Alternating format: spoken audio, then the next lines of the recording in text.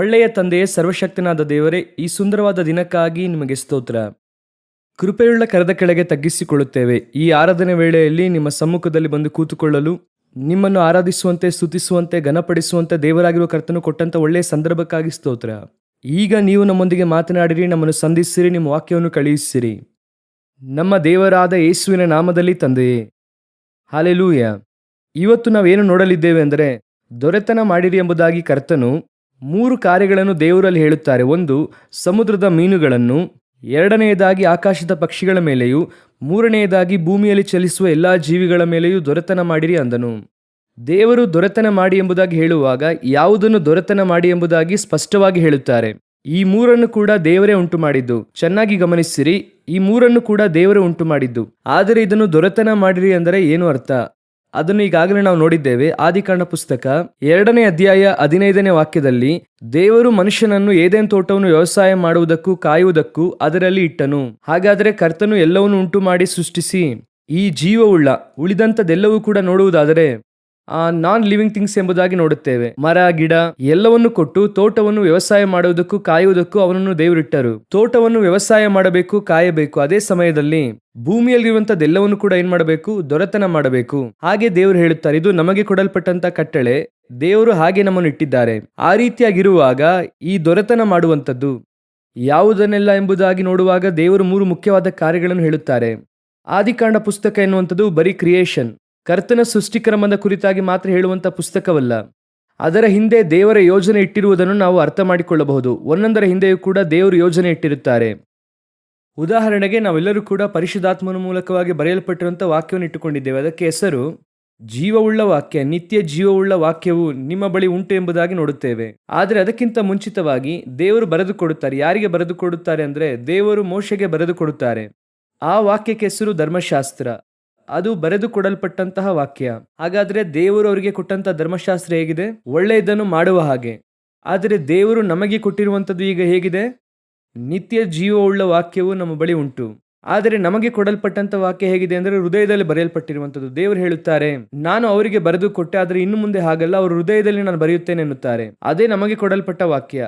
ಅವರಿಗೆ ಕೊಡಲ್ಪಟ್ಟಂಥದ್ದು ಹೇಗೆಂದ್ರೆ, ಬರೆದು ಕೊಟ್ಟಂಥದ್ದು ಒಳ್ಳೆಯದಲ್ಲದೆ ಇರುವಂಥದ್ದು. ಹಾಗಾದ್ರೆ ದೇವರು ಕೆಟ್ಟದ್ದನ್ನು ಕೊಟ್ಟರು ಅಂತ ಅರ್ಥನ? ಆಗಲ್ಲ. ಈಗ ನಮಗೆ ಒಳ್ಳೆಯದು, ಹಾಗೆ ಜೀವವುಳ್ಳದ್ದು ಅಂದ್ರೆ ಏನು ಅಂತ ನೋಡುವುದಾದರೆ, ನಮಗೆ ಕೊಡಲ್ಪಟ್ಟಿರುವಂಥದ್ದು ಕ್ಷಮಿಸುವಂತ ಮಾತು. ನಮಗೆ ಕೊಡಲ್ಪಟ್ಟಂಥದ್ದು ನಮ್ಮನ್ನು ಕ್ಷಮಿಸುತ್ತದೆ, ನಮ್ಮನ್ನು ಪರಲೋಕಕ್ಕೆ ಸೇರಿಸುವಂಥದ್ದು. ಆದರೆ ಧರ್ಮಶಾಸ್ತ್ರದಲ್ಲಿ ಕೊಡಲ್ಪಟ್ಟಂಥದ್ದು ಕ್ಷಮಿಸುವುದಿಲ್ಲ, ಮರೆ ಮಾಡುತ್ತದೆ. ಅದು ಪರಲೋಕಕ್ಕೆ ಕೊಂಡೊಯ್ಯುವುದಿಲ್ಲ. ತಾತ್ಕಾಲಿಕವಾಗಿ ದೇವರ ಕೋಪದಿಂದ ತಪ್ಪಿಸಿಕೊಳ್ಳುವುದಕ್ಕೆ ಒಂದು ಮಾರ್ಗವನ್ನು ಏರ್ಪಡಿಸಿಕೊಡುತ್ತದೆ ಬಿಟ್ರೆ, ನಮ್ಮ ಹಾಗೆ ಸಂಪೂರ್ಣವಾಗಿ ಪಾಪದಿಂದ ಕ್ಷಮಿಸಲ್ಪಟ್ಟು ಪರಲೋಕಕ್ಕೆ ಕೊಂಡೊಯ್ಯುವಂತ ವಾಕ್ಯ ಅದಲ್ಲ. ಧರ್ಮಶಾಸ್ತ್ರ ಅದನ್ನು ಮಾಡುವುದಿಲ್ಲ. ಅದೇ ಒಳ್ಳೆಯದಲ್ಲದೆ ಇರುವಂಥದ್ದು, ಜೀವವಲ್ಲದೆ ಇರುವಂಥದ್ದು ಎಂಬುದಾಗಿ ಇದೆ. ಆದರೆ ಅದಕ್ಕಿಂತ ಮುಂಚಿತವಾಗಿ, ಮೋಶೆಗೆ ಮುಂಚಿತವಾಗಿ 2000 ವರ್ಷಗಳಿದೆ, ಆದಾಮನಿಂದ ಅಬ್ರಹಾಮನವರೆಗೂ. ಆಗ ಅವರಿಗೆ ವಾಕ್ಯವು ಬರೆದು ಕೊಡಲ್ಪಡಲಿಲ್ಲ. ನಮ್ಮ ಹಾಗೆ ಪರಿಶುದ್ಧಾತ್ಮನ ಮೂಲಕ ಹೃದಯದಲ್ಲಿ ಬರೆಯಲ್ಪಟ್ಟೂ ಇಲ್ಲ. ಆಗ ಇದ್ದಂತ ವಾಕ್ಯ ಏನೆಂಬುದಾಗಿ ಕೇಳುವುದಾದರೆ, ಅವರಿಗೆ ಸೃಷ್ಟಿ, ಕ್ರಿಯೇಷನ್ ಎಲ್ಲವನ್ನೂ ಕೂಡ ತೋರಿಸುತ್ತಾರೆ. ಇವುಗಳ ಹಿಂದೆ ದೇವರ ಯೋಜನೆ ಇತ್ತು. ಒಂದೊಂದರ ಹಿಂದೆಯೂ ಕೂಡ ಏನಿದೆ? ದೇವರ ಯೋಜನೆ ಇದೆ. ಅದನ್ನು ಹೇಗೆ ಅರ್ಥ ಮಾಡಿಕೊಳ್ಳಬೇಕು ಅಂತ ನೋಡುವುದಾದರೆ, ಈ ಧರ್ಮಶಾಸ್ತ್ರದ ಕುರಿತಾಗಿ ಹೇಳುವಾಗ ದೇವರೇನು ಹೇಳುತ್ತಾರೆ? ಮೋಶೆಗೆ ಧರ್ಮಶಾಸ್ತ್ರವನ್ನು ಕೊಡುವಾಗ ಒಂದು ದೇವದರ್ಶನ ಗುಡಾರವನ್ನು ತೋರಿಸುತ್ತಾರೆ. ಹಾಗೆ ತೋರಿಸಿ ಆ ದೇವದರ್ಶನ ಗುಡಾರದ ಕುರಿತಾಗಿ, ನೀನು ಬೆಟ್ಟದಲ್ಲಿ ನೋಡಿದಂತ ಮಾದರಿಯ ಪ್ರಕಾರ ಕೆಳಗೆ ಕಟ್ಟುವುದರ ಕುರಿತಾಗಿ ಗಮನದಿಂದ ಇರು. ಈಗ ದೇವದರ್ಶನ ಗುಡಾರವನ್ನು ನೋಡುತ್ತಾರೆ. ನೋಡಿ ಅವರು ಹಾಗೆ ಕೆಳಗೆ ಕಟ್ಟಬೇಕು. ಹಾಗಾದ್ರೆ ಆ ನೋಡಿದಂತ ದೇವದರ್ಶನ ಗುಡಾರದಲ್ಲಿ ದೇವರ ಯೋಜನೆ ಇದೆ. ಆ ದೇವದರ್ಶನ ಗುಡಾರದಲ್ಲಿ ಯಜ್ಞವೇದಿ ನೋಡುತ್ತಾರೆ.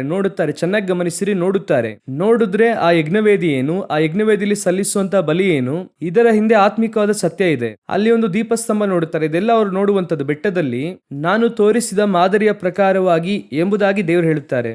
ಅದೇ ರೀತಿಯಾಗಿಯೇ ಆದಾಮನಿಂದ ಅಬ್ರಹಾಮನವರೆಗೂ ದೇವರು ಉಂಟು ಮಾಡಿದರ ಒಂದೊಂದರ ಹಿಂದೆಯೂ ಕೂಡ ಒಂದು ಯೋಜನೆ ಇತ್ತು.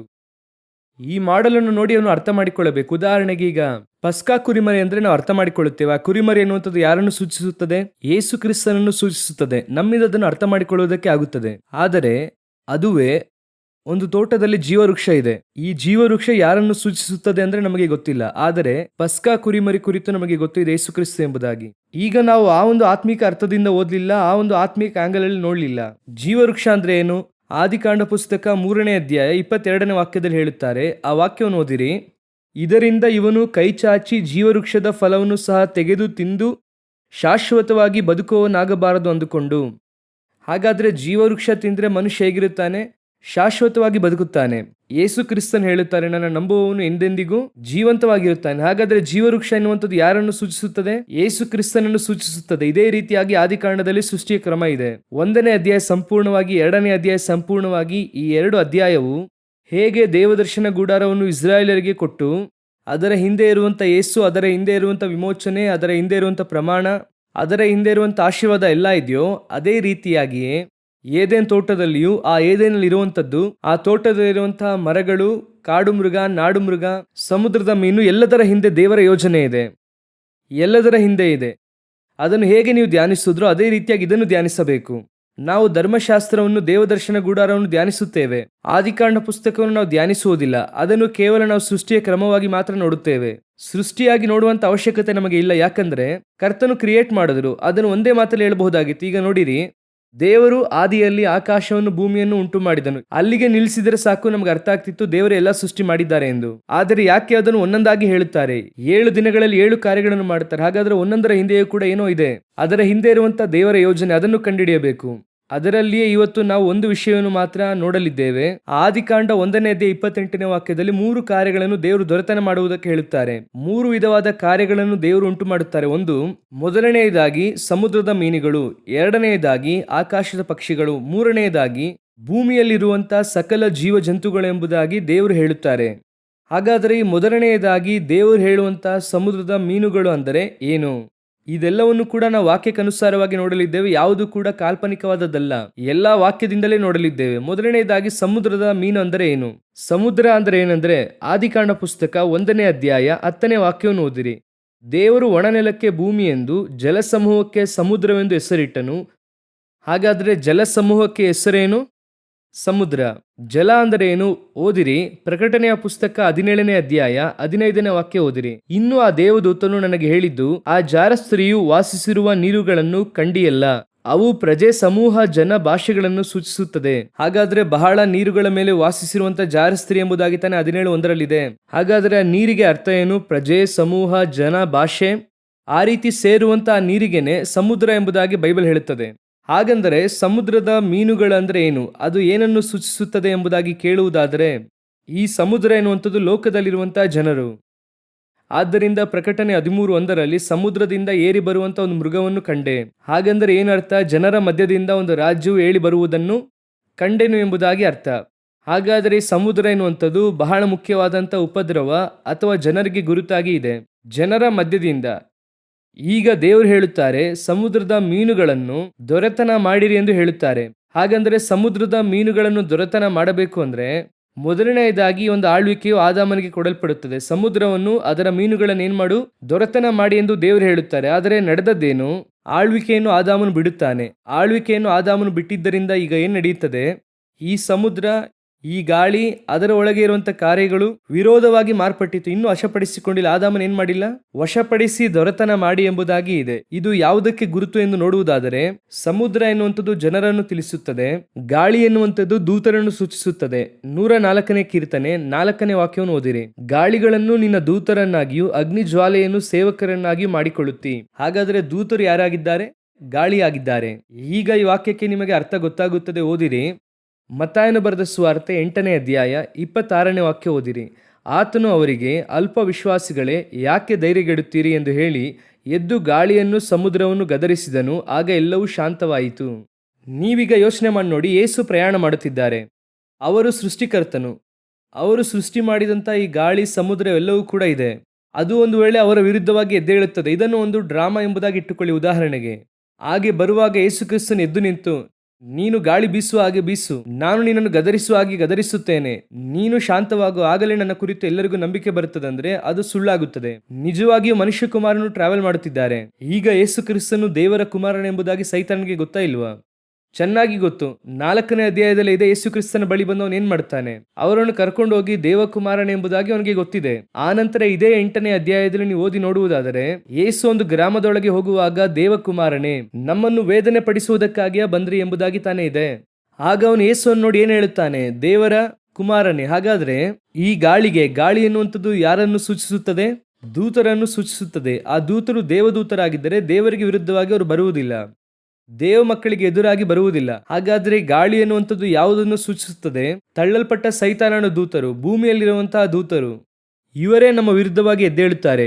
ರೋಮಾಪುರದವರಿಗೆ ಬರೆಯುವಾಗ ಪೌಲನು ಹೇಳುವಂತಹ ಮಾತು 8ನೇ ಅಧ್ಯಾಯ 38 ಹಾಗೂ 39ನೇ ವಾಕ್ಯ. ಹೇಗೆಂದರೆ ಮರಣವಾಗಲಿ, ಜೀವವಾಗಲಿ, ದೇವದೂತರಾಗಲಿ, ದುರಾತ್ಮಗಳಾಗಲಿ, ಈಗಿನ ಸಂಗತಿಗಳಾಗಲಿ, ಮುಂದಿನ ಸಂಗತಿಗಳಾಗಲಿ, ಮಹತ್ವಗಳಾಗಲಿ, ಮೇಲಣ ಲೋಕವಾಗಲಿ, ಕೆಳಗಣ ಲೋಕವಾಗಲಿ, ಬೇರೆ ಯಾವ ಸೃಷ್ಟಿಯಾಗಲಿ ನಮ್ಮನ್ನು ನಮ್ಮ ಕರ್ತನಾದ ಯೇಸು ಕ್ರಿಸ್ತನಲ್ಲಿ ತೋರಿ ಬಂದ ದೇವರ ಪ್ರೀತಿಯಿಂದ ಅಗಲಿಸಲಾರವೆಂದು ನನಗೆ ನಿಶ್ಚಯ ಉಂಟು. ಹಾಗಾದ್ರೆ ದೂತರು ಕೂಡ ಅವರ ವಿರುದ್ಧವಾಗಿ ಬಂದು ಅವರ ಪ್ರೀತಿಯನ್ನು ಏನ್ ಮಾಡಬಹುದು? ಬೇರ್ಪಡಿಸುತ್ತಾರೆ ಎಂಬುದಾಗಿ ಹೇಳುತ್ತಾರೆ. ಹಾಗಾದ್ರೆ ಈ ಸ್ಥಳದಲ್ಲಿ ಓದುವಾಗ ಗಾಳಿಯನ್ನು, ಸಮುದ್ರವನ್ನು ದೇವರು ಗದರಿಸಿದರು. ಅದರ ಅರ್ಥ ಏನು? ಅಲ್ಲಿ ಗಾಳಿ ಎಂಬುದಾಗಿ ನಾವು ನೋಡುವಂಥದ್ದು ಯಾರನ್ನು ಸೂಚಿಸುತ್ತದೆ ಅಂದ್ರೆ ದೂತರನ್ನು ಸೂಚಿಸುತ್ತದೆ. ಸಮುದ್ರ ಎನ್ನುವಂಥದ್ದು ಸೈತಾನನಿಂದ ಪ್ರೇರೇಪಿಸಲ್ಪಡುವಂತಹ ಜನರನ್ನು ಸೂಚಿಸುತ್ತದೆ. ಹಾಗೆ ಸೈತಾನನು ಜನರನ್ನು ಪ್ರೇರೇಪಿಸುತ್ತಾನ ಅಂತ ಕೇಳುವುದಾದರೆ ಒಂದು ಉದಾಹರಣೆ ಬೈಬಲ್ ನಲ್ಲಿ ಇದೆ, ಅದನ್ನು ನೀವು ಓದುವುದಾದ್ರೆ ಅರ್ಥವಾಗುತ್ತದೆ. ದಾನಿಯೇಲನ ಪ್ರವಾದನೆಯ ಪುಸ್ತಕದಲ್ಲಿ ದಾನಿಯೇಲನು 21 ದಿನಗಳ ಕಾಲ ಪ್ರಾರ್ಥನೆ ಮಾಡುತ್ತಾರೆ. ಅವರು ಪ್ರಾರ್ಥಿಸುತ್ತಿರುವಾಗ ಅವರು ಒಂದು ಪ್ರಶ್ನೆ ಕೇಳುತ್ತಾರೆ, ಅದಕ್ಕೆ ಉತ್ತರ ಸಿಗುತ್ತದೆ. ಆ ರೀತಿಯಾಗಿ ಬರುವಾಗ ಆ ಸ್ಥಳದಲ್ಲಿರುವಂತಹ ಒಬ್ಬ ದೇವದೂತನು ಹೇಳುವಂತಹ ಒಂದು ಉತ್ತರ ಏನಂದ್ರೆ, ದಾನಿಯೇಲನೇ, ನೀನು ಪ್ರಾರ್ಥನೆ ಮಾಡಿದಾಗಲೇ ನಿನಗೆ ಉತ್ತರ ದೊರೆಯಿತು. 21 ದಿನಗಳ ಕಾಲ ಪಾರಸಿಯದ ಅಧಿಪತಿಯು ನನ್ನೊಂದಿಗೆ ಎದುರಿಸಿ ನಿಂತನೆಂಬುದಾಗಿ ಇದೆ. ಹಾಗಾದ್ರೆ ಚೆನ್ನಾಗಿ ತಿಳಿದುಕೊಳ್ಳಿ, ಆ ವಾಕ್ಯ ಏನು ಹೇಳುತ್ತದೆ? ದೇವದೂತನು ಒಂದು ಪ್ರತ್ಯುತ್ತರವನ್ನು ತೆಗೆದುಕೊಂಡು ಬಂದು ದಾನಿಯೇಲನಿಗೆ ಕೊಡುವುದಕ್ಕೆ ಬಯಸುತ್ತಾನೆ. ಆದರೆ ಆ ದೂತನು ತರುವಂತ ಪ್ರತ್ಯುತ್ತರ ಪಾರಸಿಯ ದೇಶದ ಅಧಿಪತಿ ಎದುರಿಸಿ ನಿಂತನು ಎಂಬುದಾಗಿ ಇದೆ. ಒಬ್ಬ ದೇವದೂತನು ತರುವಂತದ್ದು ಒಬ್ಬ ಲೋಕದ ಮನುಷ್ಯನು ಎದುರಿಸಿ ನಿಲ್ಲುವುದಕ್ಕೆ ಸಾಧ್ಯವಾ? ತಡೆಯುವುದಕ್ಕೆ ಸಾಧ್ಯ ಅಂದ್ರೆ ತಡೆಯುವುದಕ್ಕೆ ಸಾಧ್ಯವಿಲ್ಲ. ಆದ್ರೆ ಇಲ್ಲಿ ಎದುರಿಸಿ ನಿಂತನು ಎಂಬುದಾಗಿ ಇದೆ. ಹಾಗಾದ್ರೆ ಇಲ್ಲಿ ನಿಲ್ಲುವಂಥದ್ದು ಯಾರಂದ್ರೆ ಆ ಪಾರಸಿಯ ದೇಶದ ಅಧಿಪತಿಯನ್ನು ಆಗಿ ಪ್ರೇರೇಪಿಸುತ್ತಿರುವುದು ಯಾರು? ಸೈತಾನನು. ಯಾಕಂದ್ರೆ ಸೈತಾನನು ಮಾತ್ರವೇ ದೇವದೂತರಿಗೆ ಎದುರಾಗಿ ನಿಲ್ಲುವುದಕ್ಕೆ ಸಾಧ್ಯ, ಮನುಷ್ಯನಿಂದ ನಿಲ್ಲುವುದಕ್ಕೆ ಸಾಧ್ಯವಿಲ್ಲ. ಇನ್ನೂ ಕೂಡ ನೀವು ಅರ್ಥ ಮಾಡಿಕೊಳ್ಳುವುದಕ್ಕೆ ಹೇಳುತ್ತೇನೆ, ಓದಿರಿ. ಯೆಹೆಜ್ಕೇಲ ಪುಸ್ತಕ 28ನೇ ಅಧ್ಯಾಯ 12ನೇ ವಾಕ್ಯ ಓದಿರಿ. ನರಪುತ್ರನೇ, ನೀನು ತೂರಿನ ಅರಸನ ವಿಷಯದಲ್ಲಿ ಶೋಕಗೀತವನ್ನೆತ್ತಿ ಅವನಿಗೆ ಹೀಗೆ ಆಡು, ಕರ್ತನಾದ ಯೆಹೋವನು ಇಂತೆನ್ನುತ್ತಾನೆ, ನೀನು ಸರ್ವ ಸುಲಕ್ಷಣ ಶಿರೋಮಣಿ, ಪೂರ್ಣ ಜ್ಞಾನಿ, ಪರಿಪೂರ್ಣ ಸುಂದರ. ಹಾಗಾದ್ರೆ ಇದು ಯಾರು? ಸೈತಾನನು. ಆದರೆ ಯಾರ ಕುರಿತಾಗಿ ಹೇಳಲ್ಪಟ್ಟಿದೆ?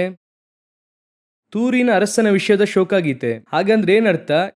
ಯಾವ ಮನುಷ್ಯನು ಸೈತಾನನಿಗೆ ಒಳಗಾಗುತ್ತಾನೋ ಅವನ ಕುರಿತು ಬೈಬಲ್ ಹೇಳುತ್ತದೆ, ಆದರೆ ಅವನೊಳಗಿರುವಂತಹ ಸೈತಾನನೊಂದಿಗೆ ಮಾತನಾಡುತ್ತದೆ. ಇದನ್ನೇ ನೀವು 2 ಕಡೆ ನೋಡುತ್ತೀರಾ. 10:13 ದಾನಿಯೇಲಲ್ಲಿ ನೋಡುತ್ತೀರಾ, 28:12 ಯೆಹೆಜ್ಕೇಲದಲ್ಲಿ ನೋಡುತ್ತೀರಾ.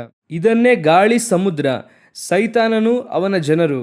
ದೇವರು ಈಗ ಹೇಳುತ್ತಾರೆ, ಗಾಳಿಯನ್ನು ಸಮುದ್ರವನ್ನು ಏನ್ ಮಾಡುತ್ತಾರೆ? ಗದರಿಸಿದರು ಎಂಬುದಾಗಿ ಇದೆ. ಮೊದಲನೇದಾಗಿ ಸಮುದ್ರದ ಮೀನುಗಳನ್ನು ಹಿಡಿಯಬೇಕು ಅಂದ್ರೆ ನಿಮಗೆ ಗೊತ್ತಿರಬೇಕು, ಚೆನ್ನಾಗಿ ಅಲೆಗಳು ಬಡಿಯುವಾಗ ನೀವೇನ್ ಮಾಡಕ್ಕಾಗಲ್ಲ, ಮೀನ್ ಹಿಡಿಯಕ್ಕಾಗಲ್ಲ. ಮೀನ್ ಹಿಡಿಯಬೇಕಂದ್ರೆ ಗಾಳಿ, ಸಮುದ್ರ ಹೇಗಿರಬೇಕು? ಶಾಂತವಾಗಿರಬೇಕು. ಅದು ಈ ಮಂಗಳೂರು, ಉಡುಪಿ, ಕನ್ಯಾಕುಮಾರಿ ಅವ್ರಿಗೆಲ್ಲ ಚೆನ್ನಾಗಿ ಗೊತ್ತಿರುತ್ತದೆ. ಒಂದು ಮೀನ್ ಹಿಡಿಯಬೇಕಂದ್ರೆ ಆ ಸಮುದ್ರ ಗಾಳಿ ಹೇಗಿರಬೇಕು? ಶಾಂತವಾಗಿರಬೇಕು. ನಿಮಗೆ ಹೇಳುತ್ತಾರೆ, ಪ್ರವಾಹ ಬರುವಂತ ಸೂಚನೆ ಇದ್ದಾಗ ಸಮುದ್ರದೊಳಗೆ ಏನ್ ಮಾಡಬಾರ್ದು, ಹೋಗ್ಬೇಡಿ ಅಂತ ಹೇಳುತ್ತಾರೆ. ಹಾಗಾದ್ರೆ ಸಮುದ್ರವನ್ನು, ಗಾಳಿಯನ್ನು ಗದರಿಸದ ಹೊರತು ಸಮುದ್ರದ ಮೀನುಗಳನ್ನು ಏನ್ ಮಾಡಕ್ ಸಾಧ್ಯವಿಲ್ಲ, ಆಳ್ವಿಕೆ ಮಾಡಕ್ಕಾಗಲ್ಲ, ಹಿಡಿಯಕ್ಕಾಗಲ್ಲ. ಹಾಗಾದ್ರೆ ಸಮುದ್ರ ಗಾಳಿ ಎನ್ನುವಂಥದ್ದು ಸೈತಾನನ್ನು ಸೂಚಿಸುತ್ತದೆ. ನಮಗೆ ಗೊತ್ತಿರುವಂತ ಒಂದು ವಾಕ್ಯ ಇದೆ, ಮತ್ತಾಯನ ಬರೆದ ಸುವಾರ್ತೆ 12ನೇ ಅಧ್ಯಾಯ 29ನೇ ವಾಕ್ಯ. ಇದಲ್ಲದೆ ಒಬ್ಬನು ಮೊದಲು ಬಲಿಷ್ಠನನ್ನು ಕಟ್ಟಿ ಹಾಕದೆ ಆ ಬಲಿಷ್ಠನ ಮನೆಯನ್ನು ಹೊಕ್ಕು ಅವನ ಸೊತ್ತನ್ನು ಸುಲುಕೊಳ್ಳುವುದು ಹೇಗೆ? ಕಟ್ಟಿ ಹಾಕಿದ ಮೇಲೆ ಅವನ ಮನೆಯನ್ನು ಸುಲುಕೊಂಡಾನು. ಹಾಗಾದ್ರೆ ಸುಲುಕೊಳ್ಳಬೇಕಂದ್ರೆ ಮೊದಲು ಯಾರನ್ನು ಕಟ್ಟಿ ಹಾಕ್ಬೇಕು? ಬಲಿಷ್ಠನನ್ನು ಕಟ್ಟಿ ಹಾಕ್ಬೇಕು. ಹಾಗಾದ್ರೆ ಸಮುದ್ರದ ಮೀನುಗಳನ್ನು ಹಿಡಿಯಬೇಕಂದ್ರೆ ಮೊದಲು ಯಾರನ್ನು ಕಟ್ಟಬೇಕು? ಗಾಳಿ, ಸಮುದ್ರವನ್ನು ಗದರಿಸಬೇಕು. ಹಾಗಾದ್ರೆ ಸೈತಾನನ ಆಳ್ವಿಕೆಗೆ ಒಳಪಟ್ಟ ಜನರನ್ನು ನೀವು ಆಳ್ವಿಕೆ ಮಾಡ್ಬೇಕಂದ್ರೆ ಮೊದಲು ಯಾರನ್ನು ಅಡಗಿಸಬೇಕು? ಸೈತಾನನನ್ನು ಕಟ್ಟಬೇಕು. ಮೊದಲು ಸೈತಾನನನ್ನು ಜಯಿಸಬೇಕು. ಅದು ನಡೆಯುತ್ತದಾ? ಅದನ್ನೇ ಹೇಳುತ್ತಾರೆ ದೊರೆತನ ಮಾಡಿರಿ ಎಂಬುದಾಗಿ. ಇದೊಂದು ಪ್ರಾಸೆಸ್. ಸಮುದ್ರದ ಮೀನುಗಳನ್ನು ದೊರೆತನ ಮಾಡಿರಿ ಅಂದ್ರೆ ಏನು ಅರ್ಥ? ಮೊದಲು ಸಮುದ್ರವನ್ನು ಏನ್ ಮಾಡಬೇಕು? ಗಾಳಿ, ಸಮುದ್ರವನ್ನು ಏನ್ ಮಾಡಬೇಕು? ಗದರಿಸಬೇಕು. ಇದನ್ನು ಆದಾಮನು ಬಿಟ್ರು. ಈಗ 2ನೇ ಆದಾಮನಾಗಿರುವಂತ ಯೇಸು ಕ್ರಿಸ್ತನು ಸಮುದ್ರದ ಮೇಲೆ ನಡೆದು ಬಂದು ಗಾಳಿ, ಸಮುದ್ರವನ್ನು ಗದರಿಸಿ ಅವರು ಹೇಳುತ್ತಾರೆ, ಬಲಿಷ್ಠನನ್ನು ಮೊದಲು ಕಟ್ಟಿ. ಹಾಗಾದರೆ ದೊರೆತನ ಮಾಡಿರಿ ಅಂದರೆ ಅದರ ಮೊದಲ ಅರ್ಥ ಏನು? ಸೈತಾನನನ್ನು ನೀವು ಜಯಿಸಬೇಕು. ಸೈತಾನನನ್ನು ಜಯಿಸದೆ ಅವನೊಂದಿಗೆ ಇರುವಂಥ ಆತ್ಮಗಳನ್ನು ಕೊಳ್ಳೆಯಾಗಿ ನೀವು ತೆಗೆದುಕೊಳ್ಳಲು ಆಗುವುದಿಲ್ಲ. ಇವತ್ತು ಈ ಕಾರ್ಯವು ನಮಗೆ ಅರ್ಥವಾಗಬೇಕು. ಸೈತಾನನನ್ನು ಜಯಿಸುವ ಹಂತದಲ್ಲಿ ನೀವು ನಾನು ಇದ್ದೇವಾ ಎಂದು ಕೇಳುವುದಾದರೆ, ವಿಶ್ವಾಸಿಗೆ ಸೈತಾನನ ಮೇಲೆ ಭಯಂಕರವಾಗಿ ಭಯ ಇದೆ. ಯಾರ ಮೇಲೆ ಇದೆ? ಸೈತಾನನ ಮೇಲೆ ಭಯಂಕರ ಭಯ. ನೀವು ಎದುರುಗಡೆ ಇರುವಂಥ ವ್ಯಕ್ತಿಯೊಂದಿಗೆ ಚೆನ್ನಾಗಿ ಮಾತನಾಡುತ್ತೀರಾ, ಅಷ್ಟೇ ಯಾಕೆ ಸೇವಕರ ಹತ್ರನೂ ಕೂಡ ಚೆನ್ನಾಗಿ ಮಾತನಾಡುತ್ತೀರಾ. ಆದರೆ ಯಾರೊಂದಿಗೆ ಮಾತನಾಡುವುದಿಲ್ಲ? ದೆವ್ವದೊಂದಿಗೆ ಮಾತನಾಡುವುದೇ ಇಲ್ಲ. ದೆವ್ವ ಅನ್ನುವಾಗ ಸ್ವಲ್ಪ ಟೋನ್ ಕಡಿಮೆ ಆಗುತ್ತದೆ. ದೆವ್ವ ಅನ್ನುವಾಗ ಅದರಲ್ಲೂ ಕೆಲವರು ಹೇಳುತ್ತಾರೆ, ಆ ದುರಾತ್ಮ ಅದರ ಪಾಡಿಗಿದೆ, ನಾವ್ಯಾಕೆ ಅದರ ಸವಾಸಕ್ಕೆ ಹೋಗ್ಬೇಕಂತಾರೆ. ಅವ್ರು ಹೇಳುವಂಥದ್ದು ಹೇಗಿದೆ? ಈಗ ಹೇಗಿದೆ ಅಂದ್ರೆ, ಸಮುದ್ರ ಪಾಡಿಗೆ ಸಮುದ್ರ ಇದೆ, ನೀವ್ಯಾಕೆ ಸಮುದ್ರದಲ್ಲಿ ಹೋದ್ರಿ ಅಂತ ಕೇಳ್ದಾಗಿದೆ. ಅದ್ರ ಪಾಡಿಗೆ ಅದಿದೆ, ನೀವ್ಯಾಕೆ ಅದ್ರ ಮೇಲೆ ಹೋದ್ರಿ? ಬೈಬಲ್ ಸ್ಪಷ್ಟವಾಗಿ ಹೇಳುತ್ತದೆ, ಸಮುದ್ರದ ಮೀನುಗಳನ್ನು ದೊರೆತನ ಮಾಡಿರಿ. ಸಮುದ್ರದ ಮೀನು ಎನ್ನುವಂಥದ್ದು ಯಾರನ್ನು ಸೂಚಿಸುತ್ತದೆ? ಸಮುದ್ರದಲ್ಲಿರುವಂತಹ ಜನರನ್ನು ಸೂಚಿಸುತ್ತದೆ. ಸೈತಾನನ ಆಳ್ವಿಕೆಗೆ ಒಳಪಟ್ಟ ಜನರನ್ನು ಸೂಚಿಸುತ್ತದೆ. ಆದ್ದರಿಂದ ದೇವರು ಮೀನು ಹಿಡಿಯುವುದಕ್ಕೆ ಪೇತ್ರನು ಹೋಗುವಾಗ, ನಾನು ನಿನ್ನನ್ನು ಮನುಷ್ಯರನ್ನು ಹಿಡಿಯುವ ಬೆಸ್ತರನ್ನಾಗಿ ಮಾಡುತ್ತೇನೆ ಎಂಬುದಾಗಿ ದೇವರು ಹೇಳುತ್ತಾರೆ. ಮೀನು ಹಿಡಿಯುವವನು ಏನನ್ನು ಹಿಡಿಯುವುದಕ್ಕೆ ಸಾಧ್ಯ? ಮನುಷ್ಯನನ್ನು. ಯಾಕೆ ದೇವರು ಸಾಮ್ಯವಾಗಿ ಹೇಳುತ್ತಾರೆ ಮೀನು ಹಿಡಿಯುವುದನ್ನು? ಮನುಷ್ಯನನ್ನು ಹಿಡಿಯುವುದರ ಕುರಿತಾಗಿ ಹೇಳುತ್ತಾರೆ. ಹಾಗಾದ್ರೆ ಮನುಷ್ಯರನ್ನು ಹಿಡಿಯುವುದಕ್ಕೆ ದೇವರು ಮೊದಲು ಯಾರನ್ನು ಕಳಿಸುತ್ತಾರೆ? ಮೀನು ಹಿಡಿಯುವವರನ್ನು ಕಳಿಸುತ್ತಾರೆ. ಅದನ್ನೇ ದೇವರು ಪೇತ್ರನನ್ನು ನೋಡಿ ಹೇಳುವುದು, ನೀನು ಬಾ, ನಾನು ನಿನ್ನನ್ನು ಯಾರನ್ನು ಹಿಡಿಯುವವರನ್ನಾಗಿ ಮಾರ್ಪಡಿಸುತ್ತೇನೆ? ಮನುಷ್ಯರನ್ನು ಹಿಡಿಯುವವರನ್ನಾಗಿ ಮಾರ್ಪಡಿಸುತ್ತಾನೆ. ಹಾಗಾದ್ರೆ ವಾಕ್ಯದಲ್ಲಿ ಸಮುದ್ರದ ಮೀನುಗಳನ್ನು ದೊರೆತನ ಮಾಡಿರಂದ್ರೆ ಏನರ್ಥ? ಮೊದಲನೆಯದಾಗಿ ಸಮುದ್ರವನ್ನು, ಅದರೊಳಗಿರುವಂತಹ ಜನರನ್ನು, ಗಾಳಿಯನ್ನು ಮೊದಲು ನಾವೇನ್ ಮಾಡಬೇಕು? ದೊರೆತನ ಮಾಡಬೇಕು, ಅದನ್ನು ಅಡಗಿಸಬೇಕು, ಅದರ ಮೇಲೆ ಅಧಿಕಾರ ಬರಬೇಕು. ಆ ನಂತರವಾಗಿಯೇ ಈ ಸಮುದ್ರದ ಒಳಗೆ ಇರುವಂತಹ ಮೀನುಗಳನ್ನು ನಾವು ದೊರೆತನ ಮಾಡುವುದಕ್ಕೆ ಸಾಧ್ಯ. ಇವತ್ತು ನಿಮಗೂ ನನಗೂ ಆಳ್ವಿಕೆ ಇದೆಯಾ? ನೀವು ನಾನು ಮೊದಲನೆಯದಾಗಿ ಗಾಳಿ ಹಾಗೂ ಸಮುದ್ರವನ್ನು ಅಡಗಿಸಿದ್ದೇವಾ? ಸೈತಾನನ ಮೇಲೆ ನಮಗೆ ಅಧಿಕಾರ ಇದೆಯಾ? ಯೇಸು ಸ್ಪಷ್ಟವಾಗಿ ವಾಕ್ಯದಲ್ಲಿ ಹೇಳುತ್ತಾರೆ, ಶಿಷ್ಯರನ್ನು ಕರೆದು ಅವರಿಗೆ ದೆವ್ವವನ್ನು ಓಡಿಸುವುದಕ್ಕೆ ಏನು ಕೊಟ್ಟರು? ಅಧಿಕಾರವನ್ನು ಕೊಟ್ಟರು. ರೋಗವನ್ನು ಗುಣಪಡಿಸುವುದಕ್ಕೂ ದೆವ್ವಗಳನ್ನು ಓಡಿಸುವುದಕ್ಕೂ ಅವ್ರಿಗೆ ಏನು ಕೊಡಲ್ಪಡುತ್ತದೆ? ಅಧಿಕಾರವು ಕೊಡಲ್ಪಡುತ್ತದೆ. ಅಧಿಕಾರ ಇದೆ, ಆದರೆ ಆ ಅಧಿಕಾರವನ್ನು ನೀವು ನಾನು ಯೂಸ್ ಮಾಡುತ್ತಾ ಇದ್ದೇವಾ? ಅದೇ ಪ್ರಶ್ನೆ. ಅಧಿಕಾರ ಇದೆ, ಆದರೆ ಆ ಅಧಿಕಾರವನ್ನು ಯೂಸ್ ಮಾಡುತ್ತಾ ಇದ್ದೇವಾ? ನಮಗೆ ಮೊದಲನೆಯದಾಗಿ ಅಧಿಕಾರವನ್ನು ಯೂಸ್ ಮಾಡಬೇಕಂದ್ರೆ ನಮಗೇನು ಗೊತ್ತಿರಬೇಕು ಗೊತ್ತಾ? ಸೊಲೊಮೋನನನ್ನು ದಾವೀದನು ರಾಜನನ್ನಾಗಿ ಅಭಿಷೇಕ ಮಾಡುತ್ತಾನೆ. ಸೊಲೊಮೋನನನ್ನು ದಾವೀದನು ರಾಜನನ್ನಾಗಿ ಅಭಿಷೇಕ ಮಾಡಿದ್ದಾನೆ ಎಂದು ಅದೋನಿಯ ಕೇಳಿದ ಕೂಡಲೇ ಅದೋನಿಯದಲ್ಲಿ ಒಂದು ಭಯ ಉಂಟಾಗುತ್ತದೆ. ಕೂಡಲೇ ಅದೋನಿಯನಿಂದ ಔತಣಕ್ಕೆ ಕರೆಯಲ್ಪಟ್ಟವರೆಲ್ಲ ಭಯಪಟ್ಟು ಓಡಿ ಹೋದರು. ಅದೋನಿಯನು ಸೊಲೊಮೋನನಿಗೆ ಹೆದರಿ ಹೊರಟು ಹೋಗಿ ಯಜ್ಞವೇದಿಯ ಕೊಂಬುಗಳನ್ನು ಹಿಡಿದನು. ಇದುವೇ ನಿಮಗೆ ಕೊಡಲ್ಪಟ್ಟಂತ ಅಧಿಕಾರದ ಮಹತ್ವ. ಕರ್ತನು ನಿಮಗೆ ದೆವ್ವಗಳನ್ನು ಓಡಿಸುವಂತ ಅಧಿಕಾರವನ್ನು ಕೊಟ್ಟಿದ್ದಾರೆ ಅಂದ್ರೆ ಏನರ್ಥ? ಸೊಲೊಮೋನನನ್ನು ಅರಸನಾಗಿ ಮಾಡಿದ್ದಾರೆ ಎಂದು ಕೇಳಿದ ಕೂಡಲೇ ಅದೋನಿಯನಿಗೂ ಅವನು ಔತಣಕ್ಕೆ ಕರೆಯಲ್ಪಟ್ಟವರಿಗೂ ಒಂದು ಹೆದರಿಕೆ ಉಂಟಾಯಿತಲ್ಲ. ಆ ಭಯ ನಿನ್ನ ನನ್ನ ಮೇಲೆ ಸೈತಾನನಿಗೆ ಉಂಟಾಗಬೇಕು. ಸೈತಾನನ ಜನರಿಗೆ ಬರಬೇಕು. ಕರ್ತನ ದೇವ ಸೇವಕನಾಗಿರುವಂತವನು ಬರುತ್ತಾ ಇದ್ದಾನೆ, ಕರ್ತನಿಂದ ಅಭಿಷೇಕಿಸಲ್ಪಟ್ಟವನು ಬರುತ್ತಾ ಇದ್ದಾನೆ ಎಂಬುದಾಗಿ ಕೇಳಿದ ಕೂಡಲೇ ಅದು ನಡೆಯಬೇಕು. ನಡೆಯುತ್ತದಾ ಅಂತ ಕೇಳುವುದಾದರೆ, ಎಲಿಯನನ್ನು ನೋಡಿದ ಕೂಡಲೇ ಆಹಾಬನಿಗೆ ಭಯ ಉಂಟಾಗುತ್ತದೆ. ಹೇರೋದನು ಸ್ನಾನಿಕನಾದ ಯೋಹಾನನನ್ನು ಕಂಡ ಕೂಡಲೇ ಯೋಹಾನನಿಗೆ ಹೆದರಿದನು. ಅಪೊಸ್ತಲರನ್ನು ಕಂಡ ಕೂಡಲೇ ಅವರ ಮೇಲೆ ಇದ್ದಂತ ಅಭಿಷೇಕ, ಆ ಸ್ಥಳದಲ್ಲಿ ಅನನ್ಯ ಸಫರೇಳ ಸಂಭವ ನಡೆಯುತ್ತದೆ. ನಡೆದ ಕೂಡಲೇ ಅಲ್ಲಿ ಇದ್ದಂತ ಜನರು ಭಯಭೀತರಾದರು. ಯೇಸು ಕ್ರಿಸ್ತನೊಂದು ಗ್ರಾಮದೊಳಗೆ ಹೋಗುತ್ತಾರೆ. ಹೋದಾಗ ಒಂದು ಪಿಶಾಚಿಯು ಬಂದು ಹೇಳುತ್ತದೆ, ದೇವಕುಮಾರನೇ, ನಮ್ಮನ್ನು ವೇದನೆ ಪಡಿಸುವುದಕ್ಕಾ ಬಂದ್ರಿ? ಇದುವೇ ಅಭಿಷೇಕದ ಬಲ. ಸಮುದ್ರವನ್ನು ಗಾಳಿಯನ್ನು ಗದರಿಸುವುದಕ್ಕೆ ದೇವರು ಅಭಿಷೇಕ ಮಾಡಿದ್ದಾರೆ ಅಂದ್ರೆ ಏನರ್ಥ? ನಿಮ್ಮನ್ನು ನನ್ನನ್ನು ದೇವರು ಆರ್ಡೈನ್ ಮಾಡಿದ್ದಾರೆ. ಹೇಗೆ ಆರ್ಡೈನ್ ಮಾಡಿದ್ದಾರೆ? ದೆವ್ವಗಳನ್ನು ಓಡಿಸುವುದಕ್ಕೂ ರೋಗಗಳನ್ನು ಗುಣಪಡಿಸುವುದಕ್ಕೂ. ಅದು ಬಂದ ಕೂಡಲೇ ಬಿಡುಗಡೆ, ಸ್ವಸ್ಥತೆ ಎಲ್ಲವೂ ತಾನಾಗಿ ಬರುತ್ತದೆ. ಆದರೆ ಏನು ವಿಷಯ? ಮೊದಲು ಅದು ನಿಮಗೆ ಗೊತ್ತಿರಬೇಕು. ಆ ಅಧಿಕಾರವನ್ನು ದೇವರು ನಿಮ್ಮ ಕೈಯಲ್ಲಿ ಕೊಟ್ಟಿದ್ದಾರೆ. ಸೊಲೊಮೋನನನ್ನು ಈಗ ಅಭಿಷೇಕ ಮಾಡಿದ ಕೂಡಲೇ, ಅರಸನಾಗಿ ಇಟ್ಟ ಕೂಡಲೇ ಅದೋನಿಯನಿಗೆ ಭಯ ಉಂಟಾಗುತ್ತದೆ. ಔತಣಕ್ಕೆ ಕರೆಯಲ್ಪಟ್ಟವರಿಗೆ ಭಯ ಉಂಟಾಗುತ್ತದೆ. ಸೊಲೊಮೋನನಿಗೆ ಅಥಾರಿಟಿ ಗೊತ್ತಾಗಬೇಕು. ನಾನು ಈಗೇನಾಗಿದ್ದೇನೆ? ಅರಸನಾಗಿ ಮಾರ್ಪಟ್ಟಿದ್ದೇನೆ ಎಂಬುದಾಗಿ ಗೊತ್ತಾಗಬೇಕು. ಆದರೆ ಏನು ನಡೆಯುತ್ತದೆ? ಸೊಲೊಮೋನನು ಹೋಗಿ ಅರಮನೆಯಲ್ಲಿ ಕೂತುಕೊಳ್ಳುತ್ತಾನೆ. ಅವನು ತನ್ನ ಸಿಂಹಾಸನದಲ್ಲಿ ಕೂರುತ್ತಾನೆ. ಆ ಅಭಿಷೇಕವು ತಾನಾಗಿಯೇ ಒಳಗೆ ಬರುತ್ತದೆ. ನೋಡಿರಿ, ನಿಮಗೂ ನನಗೂ ಆ ರೀತಿಯಾಗಿ ಬರಬೇಕು. ದೇವರು ನಮ್ಮನ್ನು ಅಭಿಷೇಕಿಸಿದ್ದಾರೆ. You are already ordained. ಕರ್ತನು ನಿಮ್ಮನ್ನು ಆಲ್ರೆಡಿ ಏನು ಮಾಡಿದ್ದಾರೆ? ಅಭಿಷೇಕ ಮಾಡಿಟ್ಟಿದ್ದಾರೆ. ನೀವು ಹೋಗುವಾಗ ಧೈರ್ಯವಾಗಿ ಹೋಗಬೇಕು. ಇಲ್ಲಿ ಸೈತಾನನ ತಂತ್ರವೇನೆಂದರೆ, ಇಲ್ಲೇ ಸೈತಾನನ ತಂತ್ರ ಇದೆ. ಸೈತಾನನ ತಂತ್ರ ಏನಂದರೆ, ಅವನು ಏನು ಮಾಡುತ್ತಾನೆ ಅಂದರೆ, ಆ ಅಧಿಕಾರವನ್ನು ನೀವು ಉಪಯೋಗ ಮಾಡುವುದಕ್ಕೆ ಅವನು ಬಿಡುವುದಿಲ್ಲ. ಏನು ಮಾಡುವುದಿಲ್ಲ? ಉಪಯೋಗಿಸುವುದಕ್ಕೆ ಬಿಡುವುದಿಲ್ಲ. ಯಾಕಂದರೆ ನಾವು ಕೊರತೆಯುಳ್ಳವರು, ಬಲಹೀನರಾದವರು. ಆದರೆ ನಮ್ಮನ್ನು ಅರಸನನ್ನಾಗಿ ಅಭಿಷೇಕ ಮಾಡಿದ್ದಾರೆ. ನಮ್ಮ ಬಲಹೀನತೆಯನ್ನು ಅವರು ಸರಿಪಡಿಸಿಕೊಳ್ಳುತ್ತಾರೆ. ಅದು ನಮಗೂ ಅವರ ಮಧ್ಯದಲ್ಲಿರುವಂಥ ಸಮಸ್ಯೆ. ವಿರೋಧಿಗೆ ಏನು ಸಮಸ್ಯೆ? ಅವನು ಬಂದು ನೀನು ಮೋಸವಾದವನು, ನೀನು ಹಾಗೆಲ್ಲ ಮಾಡಬೇಡ ಅಂದಾಗ ನೀವು ಹೇಳಬೇಕು, ನಾನು ಮೋಸವಾಗಿದ್ದೇನೆ ಎನ್ನುವಂಥದ್ದು ನನ್ನ ತಂದೆಗೆ, ನೀವು ನನಗಿಂತ ಮೋಸವಾದವನು. ಸೈತಾನನು ಯಾರು? ನಮಗಿಂತ ಮೋಸವಾದ ವ್ಯಕ್ತಿ. ಅದು ನಿಮಗೆ ಗೊತ್ತಾಗಬೇಕು. ನಾನು ನನ್ನ ತಂದೆಯ ಮಗ. ನಾನು ಕಿರಿಮಗನಾಗಿ ತಪ್ಪು ಮಾಡಿದರೂ ಕೂಡ ನಮ್ಮ ತಂದೆ ನನ್ನ ನೋಡಿಕೊಳ್ಳುತ್ತಾರೆ. ನಮ್ಮಪ್ಪ ಸ್ವಸ್ಥಪಡಿಸುತ್ತಾರೆ. ಆದರೆ ಇಲ್ಲಿ ಕೆಲಸಗಾರನಿಗೇನಿಲ್ಲ ಕೆಲಸ? ನೀನು ಎಂಥವನೇ ಆಗಿದ್ದರೂ ಕೂಡ ನೀನೊಬ್ಬ ಕೆಲಸಗಾರನು, ಆದರೆ ನಾನು ಎಂಥವನೇ ಆಗಿದ್ದರೂ ಕೂಡ ನನ್ನ ತಂದೆಗೆ ನನ್ನ ಮಗನು. ಈ ಅಥಾರಿಟಿ ನಿಮಗೆ ಬರಬೇಕು. ಇದು ಬಂದರೆ ಮಾತ್ರವೇ ನೀವು ಅವರನ್ನು ಜಯಿಸೋಕೆ ಸಾಧ್ಯ. ಸೈತಾನನ ತಂತ್ರವೇನು ಗೊತ್ತಾ? ನಿನ್ನಿಂದ ಆಗುವುದಿಲ್ಲ, ಯಾಕೆಂದರೆ ನಿನ್ನಲ್ಲಿ ಇಷ್ಟೊಂದು ಬಲಹೀನತೆ ಇದೆ, ಇಷ್ಟೆಲ್ಲ ಇದೆ. ಇದನ್ನು ನೀವು ಸೈತಾನನ ಬಳಿ ಯೂಸ್ ಮಾಡಬೇಕು. ಅದೇ ಬಹಳ ಮುಖ್ಯ. ಕರ್ತನು ನಿಮ್ಮನ್ನು ಅಭಿಷೇಕ ಮಾಡಿದ್ದಾರೆ. ಯಾತಕ್ಕಾಗಿ? ಸಮುದ್ರದ ಮೀನುಗಳನ್ನು ದೊರೆತನ ಮಾಡುವುದಕ್ಕಾಗಿ, ಗಾಳಿ ಸಮುದ್ರವನ್ನು ಗದರಿಸುವುದಕ್ಕಾಗಿ. ನೀವು ಅದೇ 1ನೇ ಅಧ್ಯಾಯ 28ನೇ ವಾಕ್ಯವನ್ನು ಮತ್ತೆ ಓದಿರಿ. ಆದಿಕಾಂಡ 1ನೇ ಅಧ್ಯಾಯ 28ನೇ ವಾಕ್ಯ. ಸಮುದ್ರದ ಮೀನುಗಳ ಮೇಲೆಯೂ ಆಕಾಶದ ಪಕ್ಷಿಗಳೆನ್ನುವಂಥದ್ದು ಯಾವುದನ್ನು ಸೂಚಿಸುತ್ತದೆ?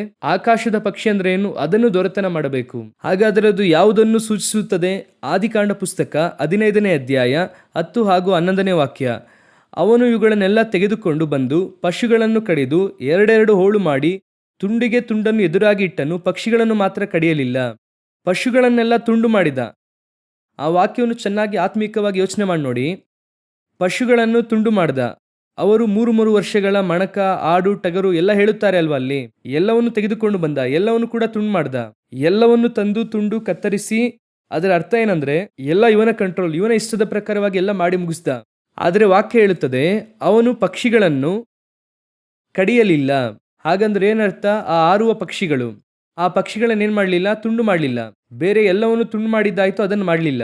ಹಾಗೆ ಮುಂದೆ ಏನಾಯಿತು ಎಂಬುದಾಗಿ ಓದಿರಿ. ಆ ಶವಗಳ ಮೇಲೆ ಹದ್ದುಗಳು ಎರಗಲು ಅಬ್ರಾಮನು ಅವುಗಳನ್ನು ಓಡಿಸಿ ಬಿಟ್ಟನು. ಹೊತ್ತು ಮುಳುಗುತ್ತಿರುವಾಗ ಅಬ್ರಾಮನಿಗೆ ಗಾಢ ನಿದ್ರೆ ಹತ್ತಿತು, ಕಾರ್ಗತ್ತಲು ಅವನ ಮೇಲೆ ಕವಿಯಿತು, ಅವನು ಭಯಭ್ರಾಂತನಾದನು. ಇದು ಸಾಧಾರಣವಾಗಿ ನಡೆದಂತ ಸಂಭವ ಅಂತ ಅಂದ್ಕೊಂಡ್ರಿ ಅಂದ್ರೆ ಇದರ ಹಿಂದೆ ಆತ್ಮಿಕವಾದ ಅರ್ಥ ಇದೆ ಎಂಬುದಾಗಿ ದೇವರು ಮುಂದಿನ ವಾಕ್ಯದಲ್ಲಿ ಹೇಳುತ್ತಾರೆ. 13ನೇ ವಾಕ್ಯ ಓದಿರಿ. ಆಗ ಯೆಹೋವನು ಅವನಿಗೆ, ನೀನು ಚೆನ್ನಾಗಿ ತಿಳಿಯತಕ್ಕದ್ದೇನೆಂದರೆ ನಿನ್ನ ಸಂತತಿಯವರು ಅನ್ಯ ದೇಶದಲ್ಲಿ ಕೆಲವು ಕಾಲ ವಾಸವಾಗಿದ್ದು ಆ ದೇಶದವರಿಗೆ ದಾಸರಾಗುವರು. 400 ವರ್ಷ ಆ ದೇಶದವರಿಂದ ಬಾಧೆ ಪಡುವರು. ಈ ಸ್ಥಳದಲ್ಲಿರುವಂಥ ವಾಕ್ಯಕ್ಕೆ ಅರ್ಥ ಏನು? ಅದಕ್ಕೂ ಮುಂಚೆ ಏನು ಕೇಳುತ್ತಾರೆ? ಅದಕ್ಕೂ ಮುಂಚೆ ಅಬ್ರಾಮನ್ ಏನು ಕೇಳುತ್ತಾರೆ? ಈ ದೇಶವನ್ನು ನಾನು ಹೇಗೆ ಬಾಧ್ಯವಾಗಿ ಪಡೆದುಕೊಳ್ಳಲಿ? ಅದಕ್ಕೆ ದೇವರು ಹೇಳುತ್ತಾರೆ, ನೀನು 3 ವರ್ಷಗಳ ಮಣಕ, ಆಡು, ಟಗರು ಎಲ್ಲವನ್ನು ಕೂಡ ತೆಗೆದುಕೊಂಡು ಬಾ. ಆಮೇಲೆ ಪಾರಿವಾಳ ಮರಿಯನ್ನು ತೆಗೆದುಕೊಂಡು ಬಾ. ಎಲ್ಲ ಹೇಳುತ್ತಾರೆ, ಇದನ್ನು ನೀನು ಬಲಿಯಾಗಿ ಅರ್ಪಿಸು. ಬಲಿ ಅರ್ಪಿಸುತ್ತಾರೆ. ಹಾಗೆ ಅರ್ಪಿಸುವಾಗ ಅವರು ಮಾಡಿದಂತ ಒಂದೇ ಒಂದು ಮಿಸ್ಟೇಕ್ ಏನು? ಎಲ್ಲವನ್ನು ತುಂಡು ತುಂಡಾಗಿ ಮಾಡಿದ್ರು, ಯಾವುದನ್ನು ಮಾಡಲಿಲ್ಲ? ಪಕ್ಷಿಗಳನ್ನು ಮಾತ್ರ ತುಂಡು ಮಾಡಲಿಲ್ಲ. ಅವರು ತುಂಡಿಸದೇ ಇದ್ದಾಗ ಹದ್ದುಗಳು ಅದರ ಮೇಲೆ ಎರಗಲು. ಹಾಗೆ ತಾನೇ ಅಲ್ಲಿ ಇದೆ. ಆ ಹದ್ದುಗಳು ಏನ್ ಮಾಡುತ್ತದೆ? ಪಕ್ಷಿಯ ಮೇಲೆ ಇಳಿದು ಬರುತ್ತದೆ. ಹಾಗೆ ತಾನೇ ಇದೆ. ಆ ಶವದ ಮೇಲೆ ಇಳಿದು ಬರುತ್ತದೆ. ಅದು ಇಳಿದು ಬರುವಾಗ ದೇವರು ಈಗ ಹೇಳುತ್ತಾರೆ, ನಿನಗೆ ಇದರ ಮೂಲಕವಾಗಿ ಇನ್ನೊಂದನ್ನು ಹೇಳುತ್ತೇನೆ, ಕೇಳಿಸಿಕೋ. ನಿನ್ನ ಸಂತತಿಯವರು ಇನ್ನೊಂದು ದೇಶದಲ್ಲಿ ದಾಸರಾಗಿರುತ್ತಾರೆ. ನಾನು ಈ ದೇಶವನ್ನು ಸ್ವಾಧೀನ ಮಾಡಿಕೊಳ್ಳಬೇಕು ಅಂತ ತಾನೇ ಕೇಳಿದೆ. ನಾನು ಕೇಳಿದ ಪ್ರಶ್ನೆ ಏನು? ನಾನು ಈ ದೇಶವನ್ನು ಹೇಗೆ ಸ್ವಾಧೀನಪಡಿಸಿಕೊಳ್ಳಲಿ? ಬಂದಂತ ಉತ್ತರ ಏನು? ಅನ್ಯ ದೇಶದಲ್ಲಿ ನೀನು 400 ವರ್ಷಗಳ ಕಾಲ ಹೇಗೆ ಇರುತ್ತೀಯ? ದಾಸರಾಗಿ ಇರುತ್ತೀರಾ. ಅವರು ಅವರನ್ನು ಸೇವಿಸುತ್ತಾರೆ. ಹಾಗಂದ್ರೆ ಏನರ್ಥ? ಇದರ ಹಿಂದಿರುವಂತಹ ಸ್ಪಿರಿಚುವಲ್ ಕಾರ್ಯ ಏನೆಂದರೆ ನಿನ್ನನ್ನು ಬಂದು ಕೊಂಡೊಯ್ಯುತ್ತಾರೆ. ಉಪದ್ರವ ನಿಮ್ಮ ಮೇಲೆ ಬರುತ್ತದೆ. ನಿನ್ನ ಸಂತತಿಯವರು ದಾಸರಾಗುತ್ತಾರೆ. ಹಾಗಾದ್ರೆ ನೀನು ಮಾಡಬೇಕಾದದ್ದೇನು? ಪಕ್ಷಿಗಳನ್ನು ತುಂಡು ಮಾಡಿ ಈ ಹದ್ದುಗಳನ್ನು ಓಡಿಸಿ, ಈ ಕಾರ್ಯದಲ್ಲಿ ಒಂದು ಸಂಪೂರ್ಣತೆ ಇದ್ದಿದ್ರೆ ನೀನು ಈ ದೇಶವನ್ನು ಸ್ವಾಧೀನಪಡಿಸಿಕೊಳ್ಳುತ್ತೀಯ. ಆದರೆ ಈಗ ಏನಾಯ್ತು? ನೀ 400 ವರ್ಷ ಪಕ್ಕದ ದೇಶದಲ್ಲಿ ಏನಾಗಿರುತ್ತೀಯ? ದಾಸರಾಗಿರುತ್ತೀರ. ಹಾಗಾದ್ರೆ ಆಕಾಶದ ಪಕ್ಷಿಗಳನ್ನು ದೊರೆತನ ಮಾಡಿರಿ ಅಂದ್ರೆ ಏನು ಅರ್ಥ ಗೊತ್ತಾ? ಉಪದ್ರವವನ್ನು ಜಯಿಸಿ ಆ ಬರುವಂತ ಉಪದ್ರವವನ್ನು ದೊರೆತನ ಮಾಡಿರಿ. ಆ ಉಪದ್ರವವನ್ನು ಜಯಿಸಬೇಕು. ದೇವರು ಹೇಳುತ್ತಾರೆ, ದೃಢವಾಗಿರಿ, ನಾನು ಲೋಕವನ್ನು ಜಯಿಸಿದ್ದೇನೆ. ಲೋಕದಲ್ಲಿ ನಿಮಗೆ ಸಂಕಟಗಳು ಉಂಟು. ಉಪದ್ರವ ಇಲ್ಲದ ಹಾಗೆ ಇಲ್ಲ, ಉಪದ್ರವ ಉಂಟು. ಆದರೆ ಆ ಉಪದ್ರವವನ್ನು ಕೊಡುವಂಥದ್ದೆಂಬುದಾಗಿ ಒಂದಿದೆ. ಅದು ಯಾವ್ದು ಬೇಕಾದರೂ ಆಗಿರಬಹುದು. ಅದನ್ನೇ ನಾವು ರೋಮಾಪುರದವರಿಗೆ ಬರೆದ ಪತ್ರಿಕೆ 8ನೇ ಅಧ್ಯಾಯ ಕಡೆಯ ವಾಕ್ಯದಲ್ಲಿ ಓದಿದ್ವಿ ಅಲ್ವಾ? ಯಾವ್ದು ಬೇಕಾದರೂ ಇರಬಹುದು, ಆದರೆ ಅದರ ಮೇಲೆ ನಿಮ್ಗೆ ಏನಿರಬೇಕು? ದೊರೆತನ ಇರಬೇಕು. ಈಗ ದೇವರು ಈ ಐಗುಪ್ತದ ಕುರಿತಾಗಿ ಅವರಿಗೆ ಹೇಳುತ್ತಾರೆ. ಐಗುಪ್ತದಲ್ಲಿ ಅವರು ಏನಾಗಿರುತ್ತಾರೆ? ದಾಸರಾಗಿ ಇರುತ್ತಾರೆ. ಈಗ ಅವನು ಅವುಗಳನ್ನು ಓಡಿಸಿದನು ಎಂಬುದಾಗಿ ಇದೆ. ಮತ್ತೆ 400 ವರ್ಷಗಳಾದ ನಂತರ ಬರುತ್ತಾರೆ. ಇದು ಯಾವುದಕ್ಕೆ ಗುರುತು ಅಂತ ಕೇಳುವುದಾದರೆ, ಫರೋಹನನನ್ನು ಜಯಿಸಿ ಅಲ್ಲಿಂದ ಇವನ ಸಂತತಿಯವರು ಪುನಃ ಏನ್ ಮಾಡಬೇಕು? ಬರಬೇಕು. ಆ ಫರೋಹನನನ್ನು ಜಯಿಸಿ ಬರುತ್ತಾರೆ ಅಲ್ವಾ? ಅದೇ ಪಕ್ಷಿಗಳನ್ನು ಜಯಿಸುವಂಥದ್ದು. ಯಾಕಂದ್ರೆ ಪಕ್ಷಿಗಳು ಮೇಲೆ ಬಂದು ಆ ಪಕ್ಷಿಗಳು ಕೆಳಗೆ ಇಳಿಯುವಾಗ ಅನ್ಯ ದೇಶಕ್ಕೆ ನಿನ್ನನ್ನು ಕೊಂಡು ಹೋಗುತ್ತಾರೆ. ನೀನು ಅಲ್ಲಿ ದಾಸನಾಗಿರುತ್ತೀಯ ಎಂದು ಅರ್ಥ. ಅವರಿಗೆ ಎಲ್ಲಿ ಹೋದ್ರು? ಐಗುಪ್ತಕ್ಕೆ ಹೋದ್ರು. ಪಕ್ಷಿಗಳನ್ನು ದೊರೆತನ ಮಾಡುವುದಂದ್ರೆ ಏನರ್ಥ?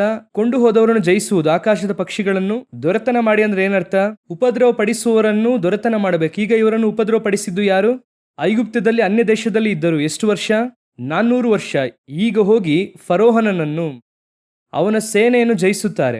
ಫರೋಹನನ ಚೊಚ್ಚಲ ಮಗ ಏನಾಗುತ್ತಾನೆ? ಸಂಹಾರವಾಗುತ್ತಾನೆ. ಅಲ್ಲಿ ಆರಂಭಿಸಿ ಅವನ ಸೇನೆಯನ್ನು ಕೆಂಪು ಸಮುದ್ರದಲ್ಲಿ ತಂದು ಏನ್ ಮಾಡುತ್ತಾರೆ? ತಳ್ಳುತ್ತಾರೆ. ಇಲ್ಲಿಯ ತನಕ ಆಕಾಶದ ಪಕ್ಷಿಗಳನ್ನು ದೊರೆತನ ಮಾಡಿ ಎಂಬುದಾಗಿ ಅರ್ಥ. ಯಾವುದು ನಿಮ್ಮನ್ನು ಉಪದ್ರವ ಪಡಿಸುವುದಕ್ಕೆ ಬರುತ್ತದೋ, ಯಾವುದು ನಿಮ್ಮನ್ನು ಕೊಂಡೊಯ್ಯುವುದಕ್ಕೆ ಬರುತ್ತದೋ, ನಿಮ್ಮನ್ನು ವೇದನೆ ಪಡಿಸುವುದಕ್ಕೆ ಬರುತ್ತದೋ, ಅದನ್ನು ನೀವೇನ್ ಮಾಡಬೇಕು? ದೊರೆತನ ಮಾಡಬೇಕು, ಅದನ್ನು ಜಯಿಸಬೇಕು. ಉಪದ್ರವ ಒಂದು ದಿನವೂ ಕೂಡ ನಮ್ಮನ್ನು ಜಯಿಸುವುದಿಲ್ಲ. ಉಪದ್ರವವನ್ನೇ ನೀವು ನಾನು ಜಯಿಸಬೇಕು. ಉಪದ್ರವ ಬರದೇ ಇರುತ್ತದಾ? ಬರುತ್ತದೆ. ಕೆಂಪು ಸಮುದ್ರ ಬರದೇ ಇರುತ್ತದಾ? ಬರುತ್ತದೆ. ಆದರೆ ಆ ಕೆಂಪು ಸಮುದ್ರ ನಿಮಗೂ ನನಗೂ ಮಾರ್ಗ ತೆರೆಯುತ್ತದೆ. ನಮ್ಮನ್ನು ಅಟ್ಟಿಸಿಕೊಂಡು ಬರುವವನನ್ನು ಅದೇ ಕೆಂಪು ಸಮುದ್ರ ಸಾಯಿಸುತ್ತದೆ.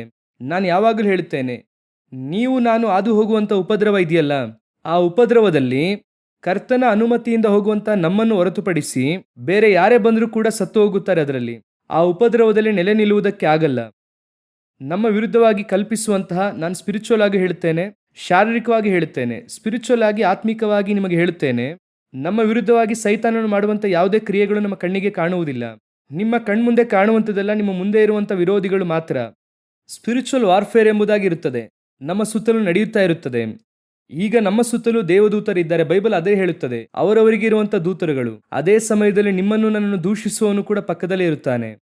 ರಾತ್ರಿ ಹಗಲು ಸಹೋದರನನ್ನು ದೂಷಿಸುವವನು ಎಂಬುದಾಗಿ ಇದೆ. ಸ್ವಲ್ಪ ಕರ್ತನು ಕೈ ಬಿಟ್ರು ಅಂತ ಇಟ್ಕೊಳ್ಳಿ, ನಿಮ್ಮನ್ನು ನನ್ನನ್ನು ಏನ್ ಮಾಡುತ್ತಾನೆ? ಅವನು ತಟ್ಟಿ ಬಿಸಾಕುತ್ತಾನೆ. ಕರ್ತನ ಅಭಿಷೇಕವು ಸೌಲನ ಮೇಲೆ ಇರುವ ತನಕ ಅವನು ಬೇರೆ. ಯಾವಾಗ ಅಭಿಷೇಕವು ಅವನನ್ನು ಬಿಟ್ಟು ದಾವೀದನ ಮೇಲೆ ಹೋಗುತ್ತದೋ, ಕರ್ತನಿಂದ ಬಿಡಲ್ಪಟ್ಟಂತ ಒಂದು ದುರಾತ್ಮವು ಅವನ ಒಳಗೆ ಬಂತು. ಯೇಸುವಿನೊಂದಿಗೆ ಇರುವ ತನಕ ಇಸ್ಕರಿಯೋತ ಯೂದನ ಕತೆ ಬೇರೆ. ಯಾವಾಗ ನನ್ನನ್ನು ಬಿಟ್ಟು ಹೋಗುವಂತ ಕರ್ತನು ಹೇಳುತ್ತಾರೋ, ವಾಕ್ಯ ಹೇಳುತ್ತದೆ, ಸೈತಾನನು ಅವನ ಒಳಗೆ ಹೊಕ್ಕಿದನು, ಪಕ್ಕದಲ್ಲೇ ನಿಲ್ಲುತ್ತಾನೆ, ಪಕ್ಕದಲ್ಲೇ ನಿಂತಿರುತ್ತಾನೆ. ಈಗ ಈ ಸೈತಾನನನ್ನು ಜಯಿಸುವಂಥದ್ದು, ಈ ಉಪದ್ರವ ದೇವರು ನಮಗೆ ಕೊಟ್ಟಿದ್ದಾರೆ. ದೊರೆತನ ಮಾಡಿರಿ. ಕೆಲವರ ಹತ್ರ ಏನು ಸಮಸ್ಯೆ ಇದೆ? ಆಳ್ವಿಕೆ ಇರುತ್ತದೆ, ಆಳುವುದಿಲ್ಲ. ದೇವರ ಹತ್ರ ಹೋಗಿ ಕೇಳುತ್ತಾ ಇರುತ್ತಾರೆ. ನಾನು ಹೇಳುವುದು ಅರ್ಥವಾಗ್ತಿದೆಯಾ? ಆಳ್ವಿಕೆ ಇರುತ್ತದೆ, ಆದರೆ ಆಳುವುದಿಲ್ಲ. ದೇವರ ಹತ್ರ ಹೋಗಿ ಕೇಳುತ್ತಾರೆ, ನೋಡಿ ದೇವರೇ, ಒಂದು ದೆವ್ವ ನನ್ನನ್ನು ಬಹಳ ಹಿಂಸೆ ಪಡಿಸುತ್ತಾ ಇದೆ, ಆ ದೆವ್ವವನ್ನು ಓಡಿಸಿ. ಆಗ ದೇವರು ಕೇಳುತ್ತಾರೆ, ಹಾಗಾದ್ರೆ ಯಾಕೆ ನಾನು ನಿನಗೆ ಅಧಿಕಾರ ಕೊಟ್ಟೆ? ಹಾಗಾದ್ರೆ ನಾನು ಯಾಕೆ ಕೊಟ್ಟೆ? ನೀನು ಅದನ್ನು ಆಜ್ಞಾಪಿಸು. ನನಗೆ ಬಹಳ ಆಶ್ಚರ್ಯವಾಗಿ ಒಂದು ವಿಷಯ ಇತ್ತು. ನಾನು ಓದುವಾಗ, ಕೆಂಪು ಸಮುದ್ರ ಬಂದ ಕೂಡಲೇ ಮೋಶೆ ದೇವರ ಬಳಿಗೆ ಹೋಗುತ್ತಾರೆ. ಕರ್ತನ ಬಳಿಗೆ ಹೋಗಿ, ಏನ್ ದೇವರೇ, ನನ್ನನ್ನು ಇವರ ಕೈಲಿ ಹಿಡ್ಕೊಟ್ಟಿದ್ದೀರಾ? ಇವರನ್ನು ನಾನಾ ಹೆತ್ತೆ? ಎಲ್ಲ ಹೇಳಿ ಮುಗಿಸಿದ ಮೇಲೆ ದೇವರು ಕೊಡುವಂತ ಉತ್ತರ ಏನಂದ್ರೆ, ನನ್ನ ಹತ್ರ ಹೀಗೆ ನೀನು ಮೊರೆ ಇಡುವುದೇನೆ ಎಂಬುದಾಗಿ ಹೇಳುತ್ತಾರೆ. ಹಾಗೆ ತಾನೇ ಇದೆ. ಇದೇನ್ ಪ್ರಶ್ನೆ ಇದು? ಹಿಂದೆ ಒಬ್ಬ ಹಿಂದಟ್ಟಿ ಬರುತ್ತಿದ್ದಾನೆ, ಮುಂದೆ ಕೆಂಪು ಸಮುದ್ರ, ಬೇರೆ ಮಾರ್ಗವೇ ಇಲ್ಲ. ಅಂತಹ ಪರಿಸ್ಥಿತಿಯಲ್ಲಿ ಅವನು ಕೇಳುತ್ತಾನೆ, ದೇವರೇ, ಈ ರೀತಿ ನನಗೆ ಸಮಸ್ಯೆ ಇದೆ ದೇವರೇ, ಇವರೆಲ್ಲ ಗುಣಗುಟ್ಟುತ್ತಾ ಇದ್ದಾರೆ. ಆ ರೀತಿ ಅಂದ ಕೂಡಲೇ ಇವರೇನು ಹೇಳಬೇಕು? ಭಯಪಡಬೇಡ ಮೋಶೆ, ನಾನು ನಿನ್ನೊಂದಿಗೆ ಇದ್ದೇನೆ, ಹಾಗೆ ತಾನೇ ಹೇಳಬೇಕು. ಆದರೆ ಅವರು ಕೇಳಿದ ಪ್ರಶ್ನೆ ಏನು? ನೀನು ಬಂದು ನನ್ನ ಬಳಿ ಹೀಗೆ ಮೊರೆ ಇಡುವುದೇನಂತ ಕೇಳುತ್ತಾರೆ. ಮತ್ತೆ ಬೇರೆ ಯಾರ ಹತ್ರ ಮಾತಾಡೋದು? ಅದರ ಅರ್ಥ ಏನಂದ್ರೆ, ನೀನು ಐಗುಪ್ತಕ್ಕೆ ಹೋಗುವಾಗಲೇ ನಾನು ನಿನ್ನ ಕೈಯಲ್ಲಿ ಅಧಿಕಾರವನ್ನು ಕೊಟ್ಟಿದ್ದೇನೆ, ಕೋಲನ್ನು. ಆ ಕೋಲು ಎಲ್ಲವನ್ನು ಮಾಡುತ್ತದೆ. ಏನ್ ಮಾಡುತ್ತದೆ? ಆ ಕೋಲು ಹಾವಾಗಿ ಮಾರ್ಪಡುತ್ತದೆ. ಆ ಕೋಲು ಮತ್ತೆ ಕೋಲಾಗಿ ಮಾರ್ಪಡುತ್ತದೆ. ಐಗುಪ್ತಕ್ಕೆ ಹೋದೆ ಅಂದ್ರೆ ಆ ಕೋಲು ಸರ್ಪವಾಗಿ ಮಾರ್ಪಟ್ಟು ಫರೋಹನನ ಸರ್ಪವನ್ನು ನುಂಗುತ್ತದೆ. ಆ ಕೋಲು ಏನಾಗಿ ಮಾರ್ಪಡುತ್ತದೆ? ನೀರನ್ನು ರಕ್ತವಾಗಿ ಮಾರ್ಪಡಿಸುತ್ತದೆ. ಆ ಕೋಲಿಗೆ ಅಷ್ಟೊಂದು ಬಲ ಇದೆ ಮೋಶೆ. ಆ ಕೋಲನ್ನು ನೀನು ನಿನ್ನ ಕೈಯಲ್ಲಿ ಇಟ್ಟುಕೊಂಡು ನನ್ನ ಬಳಿಗೆ ಬಂದು ಮೊರೆ ಇಡುವುದೇನು? ಶಕ್ತಿ ನಿನ್ನ ಕೈಯಲ್ಲಿದೆ, ನಿನ್ನ ಕೈಯಲ್ಲಿರುವಂಥ ಕೋಲಿನಲ್ಲಿದೆ. ನನ್ನ ಹತ್ರ ಏನು ಮಾತನಾಡ್ತಿದ್ಯಾ ಅಂತ ಕೇಳುತ್ತಾರೆ. ಅದೇ ದೇವರ ಇವತ್ತು ನಿಮಗೂ ನನಗೂ ಹೇಳುತ್ತಿದ್ದಾರೆ, ನನ್ನ ನಾಮವನ್ನು ನಿಮ್ಮ ಕೈಯಲ್ಲಿ ಕೊಟ್ಟಿದ್ದೇನೆ. 4,000 ವರ್ಷಗಳಿಂದ ಇಸ್ರಾಯೇಲರಿಗೆ ಮರೆ ಮಾಡಿದಂತಹ ನಾಮವನ್ನು ನಿನ್ನ ಕೈಗೆ ಕೊಟ್ಟಿದ್ದೇನೆ. 4,000 ವರ್ಷಗಳಿಂದ ಅವರು ಕೇಳಿದರೂ ಕೂಡ ಸಿಗದೇ ಇರುವಂಥ ಶಕ್ತಿಯನ್ನು ನಿನ್ನ ಕೈಯಲ್ಲಿ ಕೊಟ್ಟಿದ್ದೇನೆ. ಆ ಶಕ್ತಿಯಿಂದ ಹೋಗಿ ನಿಲ್ಲು. ಅಲ್ಲಿ ಅದ್ಭುತ ನಡೆಯುತ್ತದೆ, ಸೂಚಕ ಕಾರ್ಯ ನಡೆಯುತ್ತದೆ, ದೆವ್ವಗಳು ಓಡುತ್ತೇವೆ, ರೋಗಿ ನನ್ನ ಬಳಿ ಬಂದು ಮೊರೆ ಇಡುವುದೇನು? ಇವತ್ತು ಒಂದು ದೊಡ್ಡ ಗುಂಪು ಯಾವುದಕ್ಕೆ ಪ್ರಾರ್ಥಿಸಬೇಕು, ಯಾವುದನ್ನು ಆಜ್ಞಾಪಿಸಬೇಕೆಂದು ಗೊತ್ತಿಲ್ಲದೇ ಇದೆ. ಅವರು ಯಾವುದಕ್ಕೆ ಪ್ರಾರ್ಥಿಸಬೇಕು ಅದಕ್ಕೆ ಪ್ರಾರ್ಥಿಸುವುದಿಲ್ಲ, ಯಾವುದಕ್ಕೆ ಆಜ್ಞಾಪಿಸಬೇಕು ಅದಕ್ಕೆ ಆಜ್ಞಾಪಿಸುವುದಿಲ್ಲ. ದೆವ್ವವನ್ನು ನೋಡಿ ಏನು ಮಾಡಬೇಕು? ಗದರಿಸಬೇಕು ಅಲ್ವಾ? ಗಾಳಿ ಸಮುದ್ರವನ್ನು ನೋಡಿ ಏನು ಮಾಡಿದ್ರು? ಗದರಿಸಿದ್ರು. ಯಾವುದಕ್ಕಾಗಿ ಪ್ರಾರ್ಥಿಸಬೇಕು ಅದಕ್ಕೆ ಪ್ರಾರ್ಥಿಸಬೇಕು, ಯಾವುದನ್ನು ಓಡಿಸಬೇಕು ಅದನ್ನು ಓಡಿಸಬೇಕು.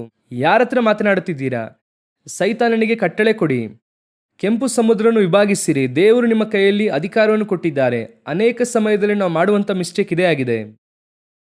ನಾವು ಪ್ರಾರ್ಥಿಸಬೇಕಾಗಿರುವುದಕ್ಕೆ ಆಜ್ಞಾಪಿಸುತ್ತಾ ಇದ್ದೇವೆ, ಆಜ್ಞಾಪಿಸಬೇಕಾಗಿರುವುದಕ್ಕೆ ನಾವು ಪ್ರಾರ್ಥಿಸುತ್ತಾ ಇದ್ದೇವೆ. ದೇವರು ನಮಗೆ ಆಕಾಶದ ಪಕ್ಷಿಗಳನ್ನು ಏನು ಮಾಡುವುದಕ್ಕೆ ಹೇಳಿದ್ದಾರೆ? ದೊರೆತನ ಮಾಡಿರಿ. ಉಪದ್ರವ ನಮ್ಮನ್ನು ಏನು ಮಾಡುವುದಿಲ್ಲ. ಅದನ್ನೇ ಪೌಲನು ಹೇಳುತ್ತಾರೆ, ಮರಣವಾಗಲಿ ಜೀವವಾಗಲಿ ಕ್ರಿಸ್ತನ ಪ್ರೀತಿಯಿಂದ ನಮ್ಮನ್ನು ಅಗಲಿಸುವುದಕ್ಕೆ ಆಗದು. ಇದೇ ವಾಕ್ಯವನ್ನು ಪರಮಗೀತ ಪುಸ್ತಕದಲ್ಲೂ ಕೂಡ ನಾವು ನೋಡಬಹುದು. ಅವರ ಮೇಲೆ ನನಗೆ ಇರುವಂಥ ಪ್ರೀತಿಯನ್ನು ಜಲರಾಶಿಗಳು ಏನು ಮಾಡುವುದಿಲ್ವಂತೆ? ಜಲರಾಶಿಗಳು ಪ್ರೀತಿಯನ್ನು ನಂದಿಸಲಾರವು, ಪ್ರವಾಹಗಳಿಗೂ ಅದನ್ನು ಮುಳುಗಿಸಲು ಶಕ್ತಿ ಇಲ್ಲ. ಹಾಗೆ ತಾನೇ ಇದೆ. ಹಾಗಾದರೆ ಪರಮಗೀತ ಪುಸ್ತಕ 8:7 ಹೇಳುತ್ತದೆ, ಜಲರಾಶಿಗಳು, ಪ್ರವಾಹಗಳು ಆತನ ಪ್ರೀತಿಯನ್ನು ಏನು ಮಾಡೋಕ್ಕಾಗಲ್ಲ? ಮುಳುಗಿಸುವುದಕ್ಕಾಗಲ್ಲ. ಅದನ್ನೇ ಪೌಲನು ಹೇಳುತ್ತಾರೆ, ಅನ್ನವಿಲ್ಲದಿರುವುದೋ ವಸ್ತ್ರವಿಲ್ಲದಿರುವುದೋ ಯಾವುದು ಕೂಡ ಕ್ರಿಸ್ತನ ಪ್ರೀತಿಯಿಂದ ನನ್ನನ್ನು ಅಗಲಿಸಲು ಆಗದು. ಹಾಗಂದ್ರೆ ಏನರ್ಥ? ನಾನೇ ಅದನ್ನು ಜಯಿಸುತ್ತೇನೆ, ಅದು ನನ್ನನ್ನು ಜಯಿಸುವುದಿಲ್ಲ ಎಂದು ಅರ್ಥ. ಅದನ್ನೇ ಪೌಲನು ಹೇಳುತ್ತಾರೆ, ಎಲ್ಲ ಕಡೆ ನಮ್ಮನ್ನು ಜಯೋತ್ಸವದೊಡನೆ ಮೆರೆಸುವಂತಹ ದೇವರು. ನಮಗೆ ಸಮಸ್ಯೆಗಳು ಉಂಟು, ಉಪದ್ರವಗಳುಂಟು, ಕಷ್ಟಗಳುಂಟು, ಹೋರಾಟಗಳುಂಟು, ಇಲ್ಲ ಎಂಬುದಾಗಿ ಅಲ್ಲ. ಯಾರಿಗಿಲ್ಲ? ಎಲ್ಲರಿಗೂ ಕೂಡ ಅವರವರ ರೇಂಜಲ್ಲಿ ಒಂದು ಸಮಸ್ಯೆ ಇದ್ದೇ ಇರುತ್ತದೆ. ಆದರೆ ಯಾವ ಸಮಸ್ಯೆಯೂ ನಿಮ್ಮನ್ನು ಜಯಿಸುವುದಿಲ್ಲ. ಅರಣ್ಯ ಬರುತ್ತದೆ, ಕೆಂಪು ಸಮುದ್ರ ಬರುತ್ತದೆ, ಅರಣ್ಯದಲ್ಲಿ ಬಿಸಿಲು ಬರುತ್ತದೆ, ಅದರ ನಡುವೆ ರಾತ್ರಿ ಚಳಿ ಬರುತ್ತದೆ, ದಾಹ ಬರುತ್ತದೆ, ಹಸಿವು ಆಗುತ್ತದೆ. ಯಾವುದು ಕೂಡ ಕ್ರಿಸ್ತನ ಪ್ರೀತಿಯಿಂದ ನಮ್ಮನ್ನು ಅಗಲಿಸುವುದಕ್ಕೆ ಆಗಲ್ಲ. ಕೆಂಪು ಸಮುದ್ರ ವಿಭಾಗವಾಗುತ್ತದೆ, ಹಸಿವು ಬಂದ್ರೆ ಮನ್ನಾ ಬರುತ್ತದೆ, ದಾಹವಾದರೆ ಬಂಡೆಯಿಂದ ನೀರು ಬರುತ್ತದೆ, ಬಿಸಿಲು ಬಂದ್ರೆ ಮೇಘಸ್ತಂಭ ಬರುತ್ತದೆ, ಚಳಿ ಬಂದ್ರೆ ಅಗ್ನಿಸ್ತಂಭ ಬರುತ್ತದೆ.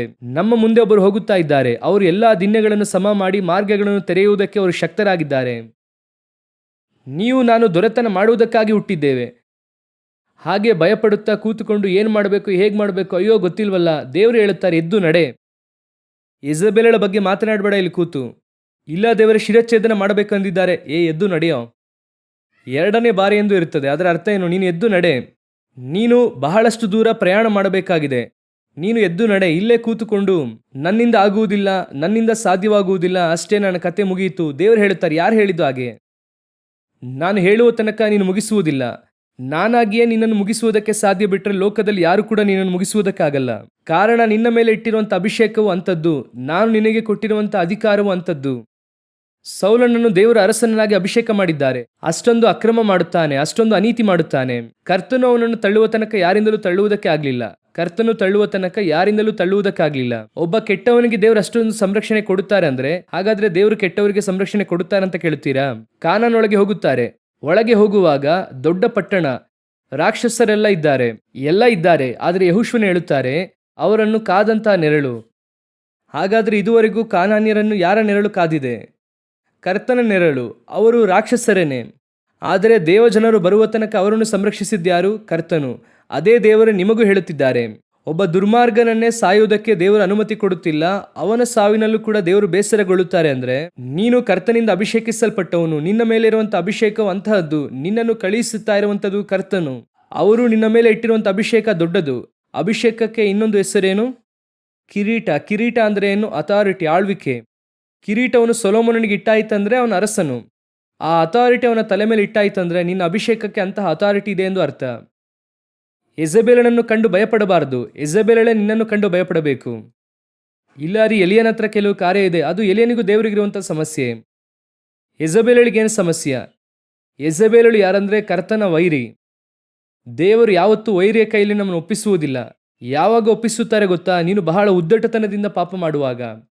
ಸೈತಾನನಿಗೆ ಒಪ್ಪಿಸುತ್ತಾನೆ ಎಂಬುದಾಗಿ ಪೌಲನು ಹೇಳುತ್ತಾರೆ. ಯಾವಾಗ ಗೊತ್ತಾ? ಹೇಳಿ ನೋಡು. ಇಬ್ಬರನ್ನು ಕರ್ಕೊಂಡು ಹೋಗಿ ಹೇಳಿ ನೋಡು. ಎಲ್ಲ ಪ್ರಯತ್ನ ಮಾಡು. ಯಾವುದಕ್ಕೂ ಅವನು ಒಳಪಡಲಿಲ್ಲ ಅಂದ್ರೆ ಏನು ಮಾಡು? ಸೈತಾನನಿಗೆ ಒಪ್ಪಿಸುತ್ತೇನೆ ಎಂಬುದಾಗಿ ಹೇಳುತ್ತಾರೆ. ಅವನ ಆತ್ಮ ನರಕದಿಂದ ತಪ್ಪಿಸಿಕೊಳ್ಳುವುದಕ್ಕೆ ಒಪ್ಪಿಸುತ್ತೇನೆ ಅಂತ ಹೇಳ್ತಾರೆ. ಅದರ ಅರ್ಥ ಏನು? ನಿನಗೆ ಕಡೆಯ ಚಾನ್ಸೇ ಅದು, ಉಪದ್ರವದಲ್ಲಿ ಒಪ್ಪಿಸುವಂಥದ್ದು. ಅಲ್ಲಿಯ ತನಕ ದೇವರು ನಿನ್ನೊಂದಿಗೆ ಮಾತನಾಡುತ್ತಲೇ ಇರುತ್ತಾರೆ. ಅದುವರೆಗೂ ನಿನ್ನ ಮೇಲೆ ಆತನ ಅಭಿಷೇಕ ಇದೆ. ಹಾಗಾದರೆ ಸಮುದ್ರದ ಮೀನುಗಳನ್ನು, ಆಕಾಶದ ಪಕ್ಷಿಗಳನ್ನು ಆಳುವಂಥದ್ದು ಯಾರ ಅಧಿಕಾರ? ನಮ್ಮ ಅಧಿಕಾರ. ಕರ್ತನು ಕೈಯಲ್ಲಿ ಕೊಟ್ಟಿದ್ದಾರೆ. ನೀವು ಲೋಕದ ಜನರನ್ನು, ಅನೇಕರಿಗೆ ನೋಡುವುದಾದರೆ ಲೋಕದ ಜನರನ್ನು ನೋಡಿದ್ರೆ ಭಯ, ರಾಜಕಾರಣಿ ನೋಡಿದ್ರೆ ಭಯ, ಆ ರಾಜಕಾರಣದ ಗುಂಪನ್ನು ನೋಡಿದ್ರೆ ಭಯ. ಅಯ್ಯೋ, ಅವ್ರು ಹಾಗೆ ಮಾಡುತ್ತಾರೆ, ಹೀಗೆ ಮಾಡುತ್ತಾರೆ. ನಾವು ಕರ್ತನ ಕೈಯಲ್ಲಿ ಇರುವ ತನಕ ಯಾರು ನಮ್ಮನ್ನು ಏನು ಮಾಡೋಕ್ಕಾಗಲ್ಲ. ಈ ಸಭೆಯ ಲೋಕವನ್ನು ಜಯಿಸಬೇಕು. ಬಿಟ್ಟರೆ ಲೋಕ ಯಾವತ್ತೂ ಕೂಡ ಸಭೆಯನ್ನು ಜಯಿಸುವುದಕ್ಕಾಗಲ್ಲ. ಕರ್ತನು ಎಂತಹ ಒಂದು ಬಲವನ್ನು ಕೊಟ್ಟಿದ್ದಾರೆ. ಒಬ್ಬ ಸೇವಕರಿದ್ರು ಇಲ್ಲಿ ತಮಿಳುನಾಡಲ್ಲಿ. ಆ ಸೇವಕರಿಗೆ ದೇವರೊಂದು ಅಭಿಷೇಕವನ್ನು ಕೊಟ್ಟಿದ್ರು. ಆ ಅಭಿಷೇಕದ ತೈಲವನ್ನು ಇಲ್ಲಿಯವರೆಗೂ ನನಗೆ ಗೊತ್ತಿರುವ ಹಾಗೆ ದೇವರು ಯಾರಿಗೂ ಕೊಟ್ಟಿಲ್ಲ. ಅಂತಹ ಒಂದು ಅಭಿಷೇಕ ಹೇಗೆ ಗೊತ್ತಾ? ಅವರು ಮನೆಯಿಂದ ಹೊರಡುತ್ತಾರೆ ಸೇವೆಗೋಸ್ಕರ. ಮನೆಯಿಂದ ಹೊರಡುತ್ತಾರೆ. ಆಗೆಲ್ಲ ಕಾರ್ ಇರಲಿಲ್ಲ, ಬೈಕಲ್ಲೇನೆ. ಅವರನ್ನು ನೇರವಾಗಿ ನೋಡಿದವರು ನನಗೆ ಹೇಳಿದ್ದು, ಅವರು ಹೊರಡುತ್ತಾರಂತೆ. ಅವರು ಬೈಕ್ ಸ್ಟಾರ್ಟ್ ಮಾಡಿದ ಕೂಡಲೇ ಹೆಚ್ಚು ಕಮ್ಮಿ ಒಂದು 5 ಕಿಲೋಮೀಟರ್ ದೂರದಲ್ಲಿ ಮೀಟಿಂಗ್ ನಡೀತಿತ್ತಂತೆ. ಗ್ರೌಂಡಲ್ಲಿ ಆ ದೆವ್ವ ಹಿಡಿದವರನ್ನು ಪ್ರತ್ಯೇಕವಾಗಿ ಇರಿಸ್ತಾ ಇದ್ರಂತೆ. ಆ ದೆವ್ವ ಹಿಡಿದವರನ್ನು ಕೈ ಕಟ್ಟಿ ಒಂದು ಕಡೆ ಇಡ್ತಾ ಇದ್ರಂತೆ. ಆಗ ಅಲ್ಲಿರುವಂಥ ದುರಾತ್ಮಗಳು ಹೇಳ್ತಾ ಇದ್ವಂತೆ, ಅಯ್ಯೋ, ಆ ಸೇವಕನು ಮನೆಯಿಂದ ಹೊರಟಿದ್ದಾನೆ, ಮನೆಯಿಂದ ಹೊರಟಿದ್ದಾನೆ, ನಾನು ಹೋಗುತ್ತೇನೆ ಎಂಬುದಾಗಿ ಹೋಗ್ತಿತ್ತಂತೆ. ಸ್ವಲ್ಪ ಸಮಯದಲ್ಲೇ ಬೇರೆ ದುರಾತ್ಮ ಹೇಳ್ತಿತ್ತಂತೆ, ಅಯ್ಯೋ ಹತ್ತಿರ ಬಂದ, ನಾನು ಓಡಿ ಹೋಗುತ್ತೇನೆ ಎಂಬುದಾಗಿ. ಆಶ್ಚರ್ಯವಾಗಿರುತ್ತಾ ಇತ್ತು. ಆ ಮನುಷ್ಯ ಒಳಗೆ ಬರುವಷ್ಟರಲ್ಲೇ ಅರ್ಧ ದೆವ್ವಗಳು ಓಡಿ ಹೋಗ್ತಾ ಇತ್ತು. ಆ ಒಂದು ಬಲವು ಇವತ್ತು ಕೂಡ ಕ್ರಿಯೆ ಮಾಡುತ್ತಾ ಇದೆ. ಇವತ್ತು ಕೂಡ ದೇವರ ಅಂತಹ ಒಂದು ಅಭಿಷೇಕವನ್ನು ಇಟ್ಟಿದ್ದಾರೆ. ಹಾಲೆಲೂಯ. ಯಾಕಂದ್ರೆ ದೇವರು ನಿಮ್ಮನ್ನು ನನ್ನನ್ನು ಹೇಗೆ ಕರೆದಿದ್ದಾರೆ, ತಂದೆಯ ಮುಂದೆ ಹೇಗೆ ಕರೆದಿದ್ದಾರೆ, ಅರಸರಾಗಿಯೂ ಯಾಜಕರನ್ನಾಗಿಯೂ ದೇವರು ಕರೆದಿದ್ದಾರೆ. ಸೊ ಬರುವಂತಹ ಮುಂದಿನ ಕಾಲದಲ್ಲಿ ಇದುವರೆಗೂ ಹೇಗೆ ಇದ್ರಿ ಎಂಬುದಾಗಿ ಗೊತ್ತಿಲ್ಲ, ಆದರೆ ಇನ್ನು ಮುಂದೆ ದೇವರು ಮಾಡುವಂಥ ಕಾರ್ಯಗಳು ಅದು ಹೇಗಿರುತ್ತದೆ? ಭಯಂಕರವಾಗಿರುತ್ತದೆ. ನಿನ್ನ ಮೂಲಕವಾಗಿ ಮಾಡುವ ಕಾರ್ಯ ಹೇಗಿರುತ್ತದೆ? ದೇವರು ಹೇಳುತ್ತಾರೆ ಮೋಶೆಯನ್ನು ನೋಡಿ, ನಾನು ನಿನ್ನೊಂದಿಗೆ ಇರುವುದನ್ನು ಜನರು ನೋಡಿ ಭಯಪಡುವಂತೆ ಎಂಬುದಾಗಿ. ವಿಮೋಚನಾ ಕಾಂಡ 15ನೇ ಅಧ್ಯಾಯದಲ್ಲಿ ಜನರು ನಿನ್ನನ್ನು ನೋಡಿ ಏನು ಮಾಡಬೇಕು? ಭಯಪಡಬೇಕೆಂಬುದಾಗಿ ಹೇಳುತ್ತಾರೆ. ಯೆಹೋಶುವನಿಗೆ ಹೇಳುವಾಗ ಹೇಳುತ್ತಾರೆ, ಭಯಪಡಬೇಡ, ನಾನು ಮೋಶೆ ಸಂಗಡ ಇದ್ದ ಹಾಗೆ ನಿನ್ನ ಸಂಗಡಲಿರುತ್ತೇನೆ, ಬಲಗೊಂಡು ದೃಢವಾಗಿ ಇರು, ಧೈರ್ಯವಾಗಿರು ಅನ್ನುತ್ತಾರೆ. ಅದೇ ದೇವರೇ ನಮಗೂ ಹೇಳುತ್ತಿದ್ದಾರೆ, ಯಾವುದೇ ಕಾರ್ಯಕ್ಕೂ ಭಯಪಡಬೇಡಿರಿ, ಬಲಗೊಂಡು ದೃಢ ಮನಸ್ಸಿನಿಂದ ಇರ್ರಿ. ಕಡೆಯದಾಗಿ ಆ 1:28 ಆದಿಕಾಂಡ ಪುಸ್ತಕದಲ್ಲಿ ಓದಿರಿ. ಇದಲ್ಲದೆ ದೇವರು ಅವರನ್ನು ಆಶೀರ್ವದಿಸಿ, ನೀವು ಬಹುಸಂತಾನವುಳ್ಳವರಾಗಿ ಹೆಚ್ಚಿರಿ, ಭೂಮಿಯಲ್ಲಿ ತುಂಬಿಕೊಂಡು ಅದನ್ನು ವಶ ಮಾಡಿಕೊಳ್ಳಿರಿ, ಸಮುದ್ರದ ಮೀನುಗಳ ಮೇಲೆಯೂ ಆಕಾಶದ ಪಕ್ಷಿಗಳ ಮೇಲೆಯೂ ಭೂಮಿಯಲ್ಲಿ ಚಲಿಸುವ ಎಲ್ಲಾ ಜೀವಿಗಳ ಮೇಲೆಯೂ ದೊರೆತನ ಮಾಡಿರಿ ಅಂದನು. ಎಲ್ಲಾ ಜೀವಿಗಳು ಅಂದ್ರೆ ಏನು? ಒಂದು, ಸಮುದ್ರವನ್ನು ಜಯಿಸಿದ್ದಾಯಿತು, ಆಕಾಶದ ಪಕ್ಷಿಯನ್ನು ಜಯಿಸಿದ್ದಾಯಿತು. ನೆಕ್ಸ್ಟ್ ಯಾವುದನ್ನು ಜಯಿಸಬೇಕು?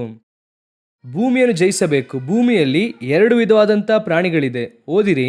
3 ಇದೆ, ಆದರೆ ಅದು 2 ಆಗಿ ಲೆಕ್ಕಕ್ಕೆ ಬರುತ್ತದೆ. ಓದಿರಿ, ಆದಿಕಾಂಡ 1:24 ಓದಿರಿ. ಮತ್ತು ದೇವರು ಭೂಮಿಯಿಂದ ಜೀವಜಂತುಗಳು ಉಂಟಾಗಲಿ, ಪಶು ಕ್ರಿಮಿಗಳು, ಕಾಡು ಮೃಗಗಳು ತಮ್ಮ ತಮ್ಮ ಜಾತಿಗನುಸಾರವಾಗಿ ಹುಟ್ಟಲಿ ಅಂದನು. ಹಾಗೆಯೇ ಆಯಿತು. ಇಲ್ಲಿ ದೇವರು 3 ಕಾರ್ಯಗಳನ್ನು ಹೇಳುತ್ತಾರೆ. ಒಂದು ಕಾಡು ಮೃಗ, ಒಂದು ನಾಡು ಮೃಗ, ಜೀವಜಂತುಗಳು. ಆದರೆ ಆ ಜೀವಜಂತುವನ್ನು ದೇವರು ಕಾಡು ಮೃಗಗಳೊಂದಿಗೆ ಸೇರಿಸುತ್ತಾರೆ. ಓದಿರಿ, 3ನೇ ಅಧ್ಯಾಯ 1ನೇ ವಾಕ್ಯ. ಯೆಹೋವ ದೇವರು ಉಂಟು ಮಾಡಿದ ಎಲ್ಲಾ ಭೂಜಂತುಗಳಲ್ಲಿ ಸರ್ಪವು ಯುಕ್ತಿಯುಳ್ಳದಾಗಿ ಇತ್ತು. ಸರ್ಪ ಜೀವಜಂತು ತಾನೆ, ಆದರೆ ದೇವರು ಯಾವುದಕ್ಕೆ ತಂದರು? ಅದನ್ನ ಕಾಡು ಮೃಗಗಳಲ್ಲಿ ತಂದರು. ಅದನ್ನು ನೀವು 2 ಆಗಿ ಅಥವಾ 3 ಆಗಿ ಅಂದುಕೊಳ್ಳಬಹುದು. ಆದರೆ ಈಗ ದೇವರು ಏನು ಹೇಳುತ್ತಾ ಇದ್ದಾರೆ? ಇದನ್ನು ನೀವು ದೊರೆತನ ಮಾಡಿರಿ. ಕಾಡು ಮೃಗವನ್ನು ಜಯಿಸಬೇಕು, ನಾಡು ಮೃಗವನ್ನು ಜಯಿಸಬೇಕು. ಕಾಡು ಮೃಗವನ್ನು ಜಯಿಸುವುದಂದ್ರೆ ಏನು? ಬೈಬಲಲ್ಲಿ ಅನೇಕ ನೋಡುತ್ತೇವೆ. ಈ ಸರ್ಪದಿಂದ ಆರಂಭಿಸಿ ನೆಕ್ಸ್ಟ್ ಕಾಡು ಮೃಗವನ್ನು ಯಾರು ಜಯಿಸುತ್ತಾರೆ? ದಾವೀದನು ಸಿಂಹವನ್ನು, ಕರಡಿಯನ್ನು ಜಯಿಸುತ್ತಾನೆ. ಸಂಸೋನನು ದ್ರಾಕ್ಷಿಯ ತೋಟದಲ್ಲಿ ಪ್ರಾಯದ ಸಿಂಹ ಬರುತ್ತದೆ, ಅದನ್ನು ಜಯಿಸುತ್ತಾನೆ. ನೆಕ್ಸ್ಟ್ ಪರಮಗೀತ ಪುಸ್ತಕದಲ್ಲಿ ನೋಡುತ್ತೇವೆ, ನಮ್ಮ ತೋಟದಲ್ಲಿ ದ್ರಾಕ್ಷಿಯ ಗಿಡಗಳು ಹೂವಾಗಿ ಇವೆ, ನರಿ ಮರಿಗಳನ್ನು ಹಿಡಿಯಿರಿ, ವಾಕ್ಯ ಹೇಳುತ್ತದೆ. ಆನಂತರವಾಗಿ ತೋಳಗಳು, ವಾಕ್ಯದಲ್ಲಿ ಓದುತ್ತೇವೆ ಅಲ್ವಾ, ಮಂದೇನು ತಪ್ಪಿಸುವಂತಹ ತೋಳಗಳು ಬರುತ್ತದೆ. ಆನಂತರವಾಗಿ ಪ್ರಕಟಣೆಯ ಪುಸ್ತಕದಲ್ಲಿ 13ನೇ ಅಧ್ಯಾಯ 11ನೇ ವಾಕ್ಯದಲ್ಲಿ ಓದುತ್ತೇವೆ ಅಲ್ವಾ, ಭೂಮಿಯಿಂದ ಇನ್ನೊಂದು ಮೃಗವು ಏರಿ ಬರುವುದನ್ನು ಕಂಡೆನು. ಈ ರೀತಿ ನೋಡುವುದಾದರೆ ಅನೇಕ ಕಾಡು ಮೃಗಗಳಿದೆ. ವಾಕ್ಯ ಹೇಳುತ್ತದೆ, ಯೇಸು ಕ್ರಿಸ್ತನು ಕಾಡು ಮೃಗಗಳ ನಡುವೆ ಸಂಚರಿಸುತ್ತಾ ಇದ್ದರು. ಎಲ್ಲಿದ್ದರು? ಕಾಡು ಮೃಗಗಳ ನಡುವೆ. ಫಸ್ಟ್ ಯಾವುದನ್ನು ಜಯಿಸಬೇಕು? ಕಾಡು ಮೃಗವನ್ನು ಜಯಿಸಬೇಕು. ಈ ಕಾಡು ಮೃಗ ಎನ್ನುವಂಥದ್ದು ಒಂದೊಂದು ಸಿಂಹ ಎನ್ನುವುದು ಬೇರೆ, ಕರಡಿ ಎನ್ನುವುದು ಬೇರೆ, ಒಂದೊಂದಕ್ಕೂ ಕೂಡ ಒಂದೊಂದು ಅರ್ಥ ಇದೆ ಬೈಬಲಲ್ಲಿ. ಸಿಂಹ ಎನ್ನುವಂಥದ್ದು ಬಡಾಯಿ ಕೊಚ್ಚಿಕೊಳ್ಳುವಂಥ ಮಾತುಗಳು, ಪ್ರಕಟಣೆ 13:5 ಕರಡಿ ಎನ್ನುವಂಥದ್ದು ಬೇಯುವ ಮಾಂಸವನ್ನು ತಿಂದು 7ನೇ ಅಧ್ಯಾಯ ದಾನಿಯೇಲನ ಪುಸ್ತಕದಲ್ಲಿ ಇದೆ. ತೋಳಗಳೆನ್ನುವಂಥದ್ದು ಸುಳ್ಳುಪದೇಶಕ್ಕೆ ಗುರುತಾಗಿ ಇದೆ.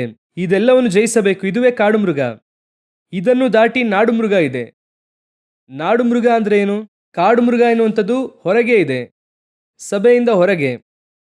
ನಾಡು ಮೃಗ ಅಂದ್ರೆ ಏನ್ ಗೊತ್ತಾ? ಸಭೆಯ ಒಳಗೆ. ಸಭೆಯ ಒಳಗೂ ಕೂಡ ನಾಡು ಮೃಗ ಇರುತ್ತದೆ. ಇದನ್ನು ಜಯಿಸಬೇಕು. ಇದನ್ನು ಕೂಡ ನೀವು ಜಯಿಸಬೇಕಾಗಿದೆ. ಹೇಗೆ ಹೇಳುತ್ತೀರಾ ಸಭೆಯೊಳಗಿರುವಂಥದ್ದನ್ನು ನಾಡು ಮೃಗ ಎಂದು? ನಿಮಗೆ ಈಗ ಗೊತ್ತು ಅಂದುಕೊಳ್ಳುತ್ತೇನೆ. ಈ ಕರಡಿ, ಸಿಂಹ, ತೋಳಗಳೆಲ್ಲ ಯಾವುದನ್ನು ಸೂಚಿಸುತ್ತದೆ? ಕಾಡು ಮೃಗವನ್ನು. ನಾಡು ಮೃಗ ನಮಗೆ ಗೊತ್ತಿರುವ ಹಾಗೆ ಏನು? ನಮಗೆ ಗೊತ್ತಿರುವ ಹಾಗೆ ನಾಯಿ, ಬೆಕ್ಕು. ಆದರೆ ಬೈಬಲ್ನಲ್ಲಿ ಕುರಿ, ದನ ಅಂತ ಇದೆ. ಕುರಿ, ದನ ಎಲ್ಲ ಯಾವುದು? ನಾಡು ಮೃಗ ತಾನೆ. ನಾಡು ಮೃಗವನ್ನು ದೊರೆತನ ಮಾಡಬೇಕು. ಸಭೆಯಲ್ಲಿ ಶಾಪಕ್ಕೀಡಾದಂತಹ ಕುರಿ, ದನ ಇದೆ. ಸಭೆಯಲ್ಲಿ ಏನಿದೆ? ನಮಗೆ ಅದು ಕೇವಲ ಕುರಿದನ ಅಷ್ಟೇನೆ. ಕರ್ತನ ಪ್ರಕಾರವಾಗಿ ಅದು ಅಮಲೇಕ್ಯರ ಕುರಿದನ, ಇಸ್ರಾಯೇಲ್ಯರ ಕುರಿದನ ಅಲ್ಲ. ಸಭೆಯಲ್ಲಿ ಕೆಲವು ಕುರಿದನ ಇರುತ್ತದೆ. ಅದನ್ನು ನಾವು ಏನ್ ಮಾಡಬೇಕು? ಜಯಿಸಬೇಕು. ಸಭೆಯಲ್ಲಿ ಕೆಲವು ಪ್ರಮಾಣ ಇರುವಂತ ಜನರು ಇರುತ್ತಾರೆ. ಈ ಕುರಿದನ ಎನ್ನುವಂಥದ್ದು ದೇವರ ದೃಷ್ಟಿಯಲ್ಲಿ ಹೇಗಿದೆ ಎಂಬುದಾಗಿ ಕೇಳುವುದಾದರೆ ಜನರ ಹಾಗೆ ಇದ್ದಾರೆ. ಈಗ ದಾವೀದನು ತಪ್ಪು ಮಾಡಿದ ಕೂಡಲೇ ಕರ್ತನ ನೋಡಿ ಹೇಳುತ್ತಾನೆ, ನಾನು ತಪ್ಪು ಮಾಡಿದ್ದೇನೆ. ಈ ಕುರಿಗಳು ಏನು ಮಾಡಿದೆ? ದೇವರು ಹೇಳುತ್ತಾರೆ, ನಾನೇ ಒಳ್ಳೆಯ ಕುರುಬನು, ನನ್ನ ಕುರಿಗಳು ನನ್ನ ಶಬ್ದವನ್ನು. ಹಾಗಾದ್ರೆ ಇದರಲ್ಲಿ ಸಭೆಯೊಳಗೆ ಕೆಲವು ಒಳ್ಳೆಯ ಕುರಿಗಳು ಇರುತ್ತದೆ, ಕೆಲವು ಶಾಪಕ್ಕೀಡಾದಂಥ ಕುರಿಗಳು ಇರುತ್ತವೆ. ಅದು ಒಳಗೆ ಇರುತ್ತದೆ. ಅದನ್ನು ಜಯಿಸಬೇಕು. ಸಾಮಾನ್ಯವಾಗಿ ನಾವು ಕಾಡು ಮೃಗವನ್ನೇ ಕಾನ್ಸಂಟ್ರೇಟ್ ಮಾಡುತ್ತಿರುತ್ತೇವೆ. ಸೈತಾನನು ತರುವಂಥದ್ದು ಪಾಪ, ಹೋರಾಟ, ಸಮಸ್ಯೆ, ಅವರಿಂದ ಇವರಿಂದ ಎಲ್ಲ ಇರುತ್ತದೆ. ಸುಳ್ಳು ಉಪದೇಶ ಎಲ್ಲ ಇರುತ್ತದೆ. ಒಳಗೆ ಕೆಲವು ಕೂತಿರುತ್ತದೆ. ಒಳಗೆ ಕೂತುಕೊಂಡು ಕತೆ ಮಾತನಾಡುತ್ತದೆ. ಒಳಗೆ ಕೂತುಕೊಂಡು ಅಸಹ್ಯ ಕಾರ್ಯಗಳನ್ನು ಮಾಡುತ್ತದೆ. ಒಳಗೆ ಕೂತುಕೊಂಡು ಶಾಪವಾದ ಕಾರ್ಯಗಳನ್ನು ಮಾಡುತ್ತಾ ಇರುತ್ತದೆ. ಆದರೆ ಸಭೆಯೊಳಗೆ ಇರುತ್ತದೆ. ಸತ್ಯವೇದ ಹೇಳುತ್ತದೆ, ಭೂಮಿಯಲ್ಲಿರುವಂತೆ ಎಲ್ಲಾ ಜೀವಿಗಳನ್ನು ಕೂಡ ದೊರೆತನ ಮಾಡಿರಿ, ಎಲ್ಲದರ ಮೇಲೆ ಆಳ್ವಿಕೆ ಇರಬೇಕು. ಸೌಲನಿಂದ ಅಮಲೇಕ್ಯರ ಫಿಲಿಷ್ಟಿಯರನ್ನು ಜಯಿಸುವುದಕ್ಕೆ ಆಯಿತು. ಅಮಲೇಕ್ಯರ ಕುರಿದನ ಜಯಿಸುವುದಕ್ಕಾಗಲಿಲ್ಲ. ಇಲ್ಲಿ ಅದೇ ಸಮಸ್ಯೆ. ನಾವು ಸೈತಾನನ್ನು ಜಯಿಸುತ್ತೇವೆ, ಸೈತಾನನ್ನು ಓಡಿಸುತ್ತೇವೆ, ಸೇವೆ ಮಾಡುತ್ತೇವೆ, ಎಲ್ಲ ಮಾಡುತ್ತೇವೆ, ಒಳಗೆ ಸಿಲುಕಿಕೊಳ್ಳುತ್ತೇವೆ. ಒಳಗೆ ಅಸಹ್ಯವಾದದ್ದು ಕೂತಿರುತ್ತದೆ. ಕರ್ತನು ನಿನ್ನನ್ನು ಸೇವೆಗೆ ಕರೆದಿದ್ದಾರೆ, ಅಭಿಷೇಕ ಮಾಡಿದ್ದಾರೆ, ಅಥಾರಿಟಿ ಕೊಟ್ಟಿದ್ದಾರೆ, ಎಲ್ಲ ಮಾಡಿದ್ದಾರೆ, ಎಲ್ಲ ಇದೆ. ಸಂಸೋನನಿಗೆ ಎಲ್ಲವನ್ನು ಕೂಡ ಕೊಟ್ಟರು. ಫಿಲಿಷ್ಟಿಯರನ್ನು ಒಡೆದು ಎಸೆಯುತ್ತಾನೆ ನೋಡಿರಿ. ಹಾಗೆ ಬಾಗಿಲನ್ನೇ ಮುರಿದು ಅದನ್ನು ಹೊತ್ಕೊಂಡು ಹೋಗ್ತಾನೆ ನೋಡಿ. ಅವನ ಮುಂದೆ ಯಾರು ಕೂಡ ನಿಲ್ಲುವುದಕ್ಕಾಗಲ್ಲ. ಒಂದು ಕತ್ತೆಯ ದವಡೆಯಿಂದನೇ ಎಲ್ಲನನ್ನು ಸಾಯಿಸ್ತಾನೆ ನೋಡಿ. ಆದರೆ ಮನೆಯಲ್ಲಿದ್ದಂತಹ ದೆಲೀಲಾಳಿಗೆ ಅವನು ಬೀಳುತ್ತಾನೆ. ಮನೆಯಲ್ಲಿದ್ದಂತಹ ಹೆಂಗಸಿಗೆ ಅವನು ಸತ್ಯವನ್ನು ಹೇಳುತ್ತಾನೆ. ಆ ಒಂದು ಕಾರ್ಯವನ್ನು ಪ್ರಕಟಿಸುತ್ತಾನೆ. ಇದೇ ನಡೆಯುತ್ತದೆ. ಯಾವಾಗಲೂ ಕೂಡ ಹೊರಗೆ ಜಯಿಸುವಂಥವರು ಎಲ್ಲಿ ಸೋತು ಹೋಗುತ್ತಾರೆ? ಒಳಗೆ ಸೋಲುತ್ತಾರೆ. ಹಾಗಾದರೆ ಒಳಗೆ ಇರುವಂತಹ ಕುರಿದನವನ್ನು ಹಿಡಿಯಬೇಕು. ಇದನ್ನು ಜಯಿಸಬೇಕು. ಸಭೆಯೊಳಗೆ ಇಂತಹ ಕಾರ್ಯಗಳು ನಡೆಯುತ್ತದೆ. ಇದುವರೆಗೂ ನಾವು ಆರಂಭದಲ್ಲಿ ನೋಡಿದ್ದೆಲ್ಲ ಹೊರಗೆ ಜಯಿಸುವಂಥದ್ದು. ಸಭೆಯೊಳಗೆ ಜಯಿಸಬೇಕು. ಇಲ್ಲೂ ಆಳ್ವಿಕೆ ಮಾಡಬೇಕು. ನೀವು ಹೊರಗಿಂದ ಆತ್ಮವನ್ನು ಒಳಗೆ ಕರ್ಕೊಂಡು ಬರುವುದು ದೊಡ್ಡ ವಿಷಯವಲ್ಲ. ಆದರೆ ಒಳಗೆ ಇರುವಂಥದ್ದನ್ನು ಭದ್ರವಾಗಿ ಹೋಗಿ ಪರಲೋಕಕ್ಕೆ ಸೇರಿಸಬೇಕು. ಇರುವುದರಲ್ಲಿ ಅದೇ ಬಹಳ ಮುಖ್ಯವಾದ ಕೆಲಸ. ಇವತ್ತು ಸಭೆಗಳಲ್ಲಿ ಕಡೆಯ ಕಾಲದಲ್ಲಿ ಹೊರಗಿನಿಂದ ಒಳಗೆ ಆತ್ಮಗಳನ್ನು ತರುವುದರಲ್ಲಿ ಭಯಂಕರ ಕಾನ್ಸಂಟ್ರೇಷನ್, ಭಯಂಕರವಾದ ಸೇವೆ ನಡೆಯುತ್ತಾ ಇದೆ.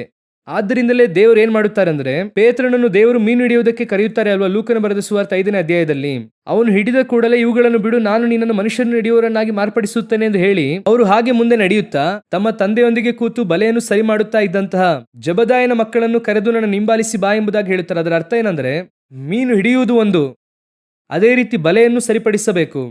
ಇಲ್ಲಿ ಬಂದು ಬಲೆಯಲ್ಲಿ ಒಂದು ರಂಧ್ರ ಇರುತ್ತದೆ ಅಥವಾ ಮೀನು ತಪ್ಪಿಸಿಕೊಂಡು ಹೋಗುವುದಕ್ಕೆ ಮಾರ್ಗ ಇರುತ್ತದೆ. ಅದೇ ಅರ್ಧೋಗಿರುವಂತ ಬಲೆಯಲ್ಲಿ ಮೀನು ಹಿಡಿದ್ರೆ ಏನಾಗುತ್ತೆ? ಮತ್ತೆ ಜಾರಿ ಹೋಗುತ್ತೆ, ತಪ್ಪಿಸ್ಕೊಂಡು ಹೋಗುತ್ತೆ. ಹಾಗಾದ್ರೆ ಮೀನು ಹಿಡಿಯುವುದು ಒಂದು, ಬಲೆಯನ್ನು ಸರಿಪಡಿಸುವಂಥದ್ದು ಇನ್ನೊಂದು. ಇವತ್ತು ನಾವೇನ್ ಮಾಡುತ್ತಾ ಇದ್ದೇವೆ? ಮೀನು ಹಿಡಿಯುವುದರಲ್ಲಿ ಕಾನ್ಸಂಟ್ರೇಷನ್. ಸಭೆಯೊಳಗೆ ಏನಿಲ್ಲ, ಕುರಿದನ ಇಲ್ಲ. ಈಗ ಸೌಲನ ಹತ್ರ ಬಂದು ಜನರು ಹೇಳಿದ ಹಾಗೆ ಇರಲಿ, ಅದೇ ಸತ್ಯವಾಗಿರ್ಲಿ. ಸೌಲನ್ ಹೇಳಿದ್ದು ಸುಳ್ಳು. ಸೌಲನ್ ಹೇಳಿದ್ದು ಹೇಗ್ರಿ ಹೇಳ್ತೀರಾ? ಸೌಲನ್ ಹೇಳಿದ್ದು ತಪ್ಪೆಂದು. ಜನರು ಕುರಿದನವನ್ನು ಹಿಡಿದ್ರು ತಾನೆ, ಇವನು ಯಾಕೆ ಅಮಲೇಕರ ರಾಜನನ್ನು ಹಾಗೆ ಬಿಟ್ಟ? ಜನರು ತಾನೇ ಕುರಿದನ ಹಿಡಿದಿದ್ದು, ಇವನು ಯಾಕೆ ಅಮಲೇಕರ ರಾಜನ ಹಾಗೆ ಬಿಟ್ಟ?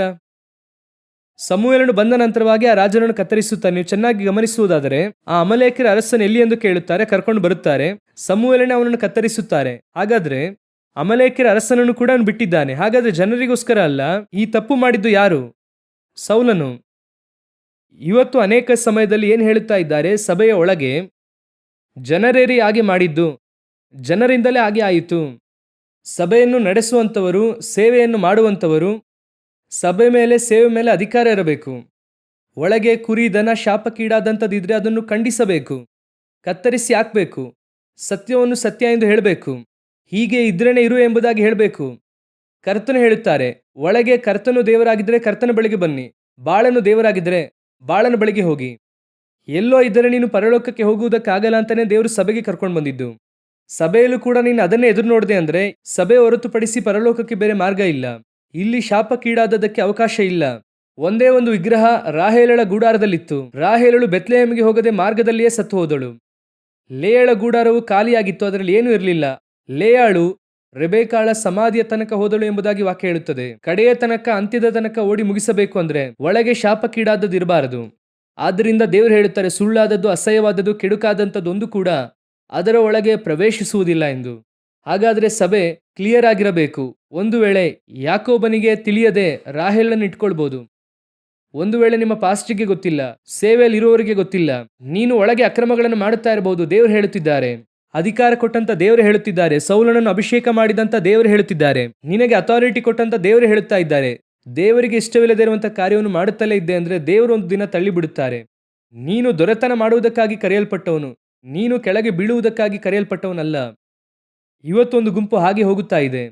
ದೇವರು ನಿಮ್ಮನ್ನು ನನ್ನನ್ನು ದೊರೆತನ ಮಾಡುವುದಕ್ಕಾಗಿ ಕರೆದಿದ್ದಾರೆ. ಹಲ್ಲೆಲೂಯಾ. ನಾವು ಪ್ರಾರ್ಥಿಸೋಣ. ಮೊದಲನೆಯದಾಗಿ ಈ ಲೋಕದಲ್ಲಿರುವಂತಹ ಜನರು, ಅವುಗಳ ನಡುವೆ ಇರುವಂತಹ ದೇವಜನರು, ಕರ್ತನು ಕೆಲವರನ್ನು ಮುಂಚಿತವಾಗಿ ಆರಿಸಿಕೊಂಡಿದ್ದಾರೆ, ಅವರೇ ಸಮುದ್ರದಲ್ಲಿರುವಂಥ ಮೀನುಗಳು. ಅವರನ್ನು ಹಿಡಿಯುವುದಕ್ಕೋಸ್ಕರ ದೇವರು ನಿಮ್ಮನ್ನು ಕರೆದಿದ್ದಾರೆ. ದೇವರು ಮುಂಚಿತವಾಗಿ ಯಾರನ್ನು ಆರಿಸಿಕೊಂಡಿದ್ದಾರೋ ಅವರನ್ನು ಕರೆದಿದ್ದಾರೆ. ನೀವು ಹೋಗಿ ಅವರನ್ನು ಹಿಡಿಯುವುದಕ್ಕಾಗಿ ಅಧಿಕಾರ ಕೊಟ್ಟಿದ್ದಾರೆ. ಧೈರ್ಯವಾಗಿ ಹೋಗಿ ಸುವಾರ್ತೆ ಹೇಳಿರಿ, ಧೈರ್ಯವಾಗಿ ಹೋಗಿ ಸುವಾರ್ತೆ ಸಾರಿರಿ.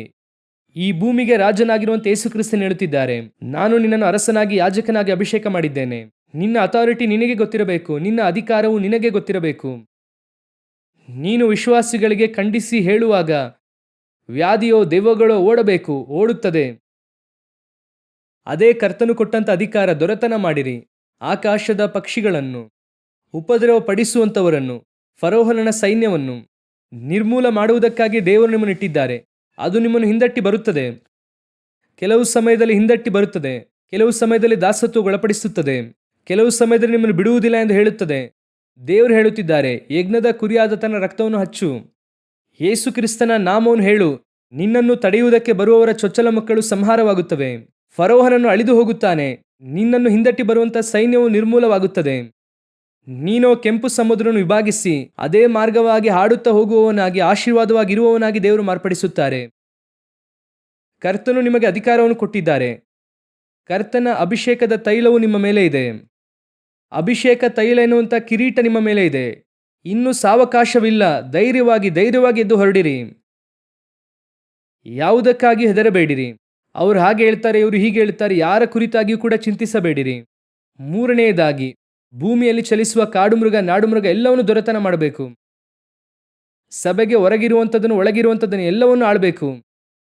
ಸಭೆಗೆ ವಿರುದ್ಧವಾಗಿ ಬರುವಂಥದ್ದನ್ನು ಮಾತ್ರ ಜಯಿಸುವುದ್ರೆ ಸಾಲುವುದಿಲ್ಲ. ಸಭೆಯ ಒಳಗೆ ಇರುವುದರೊಂದಿಗೂ ಕೂಡ ಹೋರಾಡಬೇಕು. ಅದನ್ನು ಆಳ್ವಿಕೆ ಮಾಡಬೇಕು.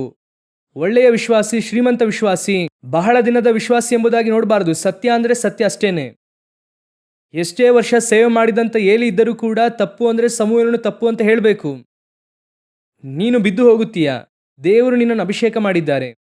ಸಭೆಯನ್ನು ನಡೆಸುವಂಥವರು ಮನುಷ್ಯರನ್ನು ಮೆಚ್ಚಿಸುವವರಾಗಿ ಸಭೆಯೊಳಗಿರಬಾರದು. ದೇವರು ಮೆಚ್ಚುವಂತೆ ಮಾಡುವಂಥದ್ದೇ ಸೇವೆ. Thank you Jesus, thank you Jesus. ಧೈರ್ಯವಾಗಿ ಹೋಗು, ದೇವರು ನಿನ್ನೊಂದಿಗೆ ಇದ್ದಾರೆ. ಕೆಲವು ಸಮಯದಲ್ಲಿ ನಿಮ್ಮಲ್ಲಿ ಬಲಹೀನತೆ ಇರುತ್ತದೆ. ಬೇರೆಯವರನ್ನು ದೂಷಿಸುವುದಕ್ಕಾಗಿ ನಿನ್ನ ಅಭಿಷೇಕ ಅಲ್ಲ. ಅದನ್ನು ಅರ್ಥ ಮಾಡಿಕೊಳ್ಳಬೇಕು. ದೂಷಿಸುವಂಥದ್ದು ಸೈತಾನನ ಕೆಲಸ.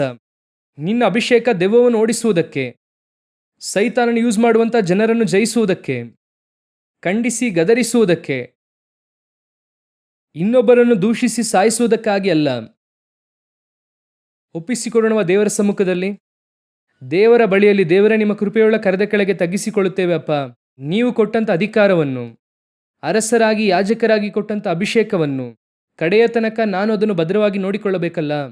ದೇವರು ಸಭೆಯನ್ನು ನೋಡಿ ಹೇಳುತ್ತಾರೆ, ನಾನು ಬರುವ ತನಕ ನಿನಗಿರುವಂಥದ್ದನ್ನು ಬಿಗಿಯಾಗಿ ಹಿಡಿದುಕೋ.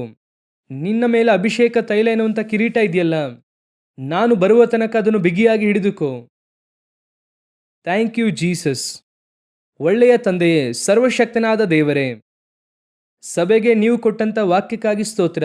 ಕರ್ತನೆ, ನಾವು ಆಳ್ವಿಕೆ ಮಾಡುವವರಾಗಿ ದೇವರೇ, ಈ ಲೋಕದಲ್ಲಿರುವಂಥ ಸೈತಾನನ ಮೇಲೂ, ಸೈತಾನನ ಜನರ ಮೇಲೂ, ರೋಗದ ಮೇಲೂ, ರೋಗವನ್ನು ಉಂಟು ಮಾಡುವಂಥ ಸೈತಾನನ ಕ್ರಿಯೆಗಳ ಮೇಲೂ ದೊರೆತನ ಮಾಡುವವರಾಗಿ, ಉಪದ್ರವಗಳ ಮೇಲೆ ಉಪದ್ರವವನ್ನು ಕೊಂಡು ಬರುವಂಥವರ ಮೇಲೆ ಆಳ್ವಿಕೆ ಮಾಡುವವರಾಗಿ, ಸಭೆಗೆ ವಿರುದ್ಧವಾಗಿ ಹೊರಗಿನಿಂದ ಒಳಗಿನಿಂದ ಕ್ರಿಯೆ ಮಾಡುವವರ ಮೇಲೆ, ಚಲಿಸುವಂಥ ಭೂಮಿ ಎಲ್ಲ ಜೀವಿಗಳ ಮೇಲೆ ನಾವು ಅಧಿಕಾರವುಳ್ಳವರಾಗಿ ಆಳ್ವಿಕೆ ಮಾಡುವವರನ್ನಾಗಿ ಮಾರ್ಪಡಿಸಿರಿ ಅಪ್ಪ.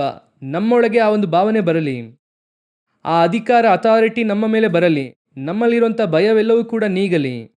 ನಮ್ಮಿಂದ ಆಗಲ್ಲ, ಸಾಧ್ಯವಿಲ್ಲ ಎನ್ನುವಂಥ ಭಯ ನೀಗಲಿ. ನಮ್ಮನ್ನು ತಡೆಯುವಂಥ ಎಲ್ಲ ಕಲ್ಲುಗಳು ಕೂಡ ನೀಗಿ ಹೋಗಲಿ. Thank you Jesus. ನಿಮ್ಮ ಕೃಪೆಯುಳ್ಳ ಕರೆದ ಕೆಳಗೆ ತಗ್ಗಿಸಿಕೊಳ್ಳುತ್ತೇವೆ. ನಮ್ಮ ದೇವರಾದ ಯೇಸುವಿನ ನಾಮದಲ್ಲಿ ತಂದೆಯೇ, ಆಮೇನ್.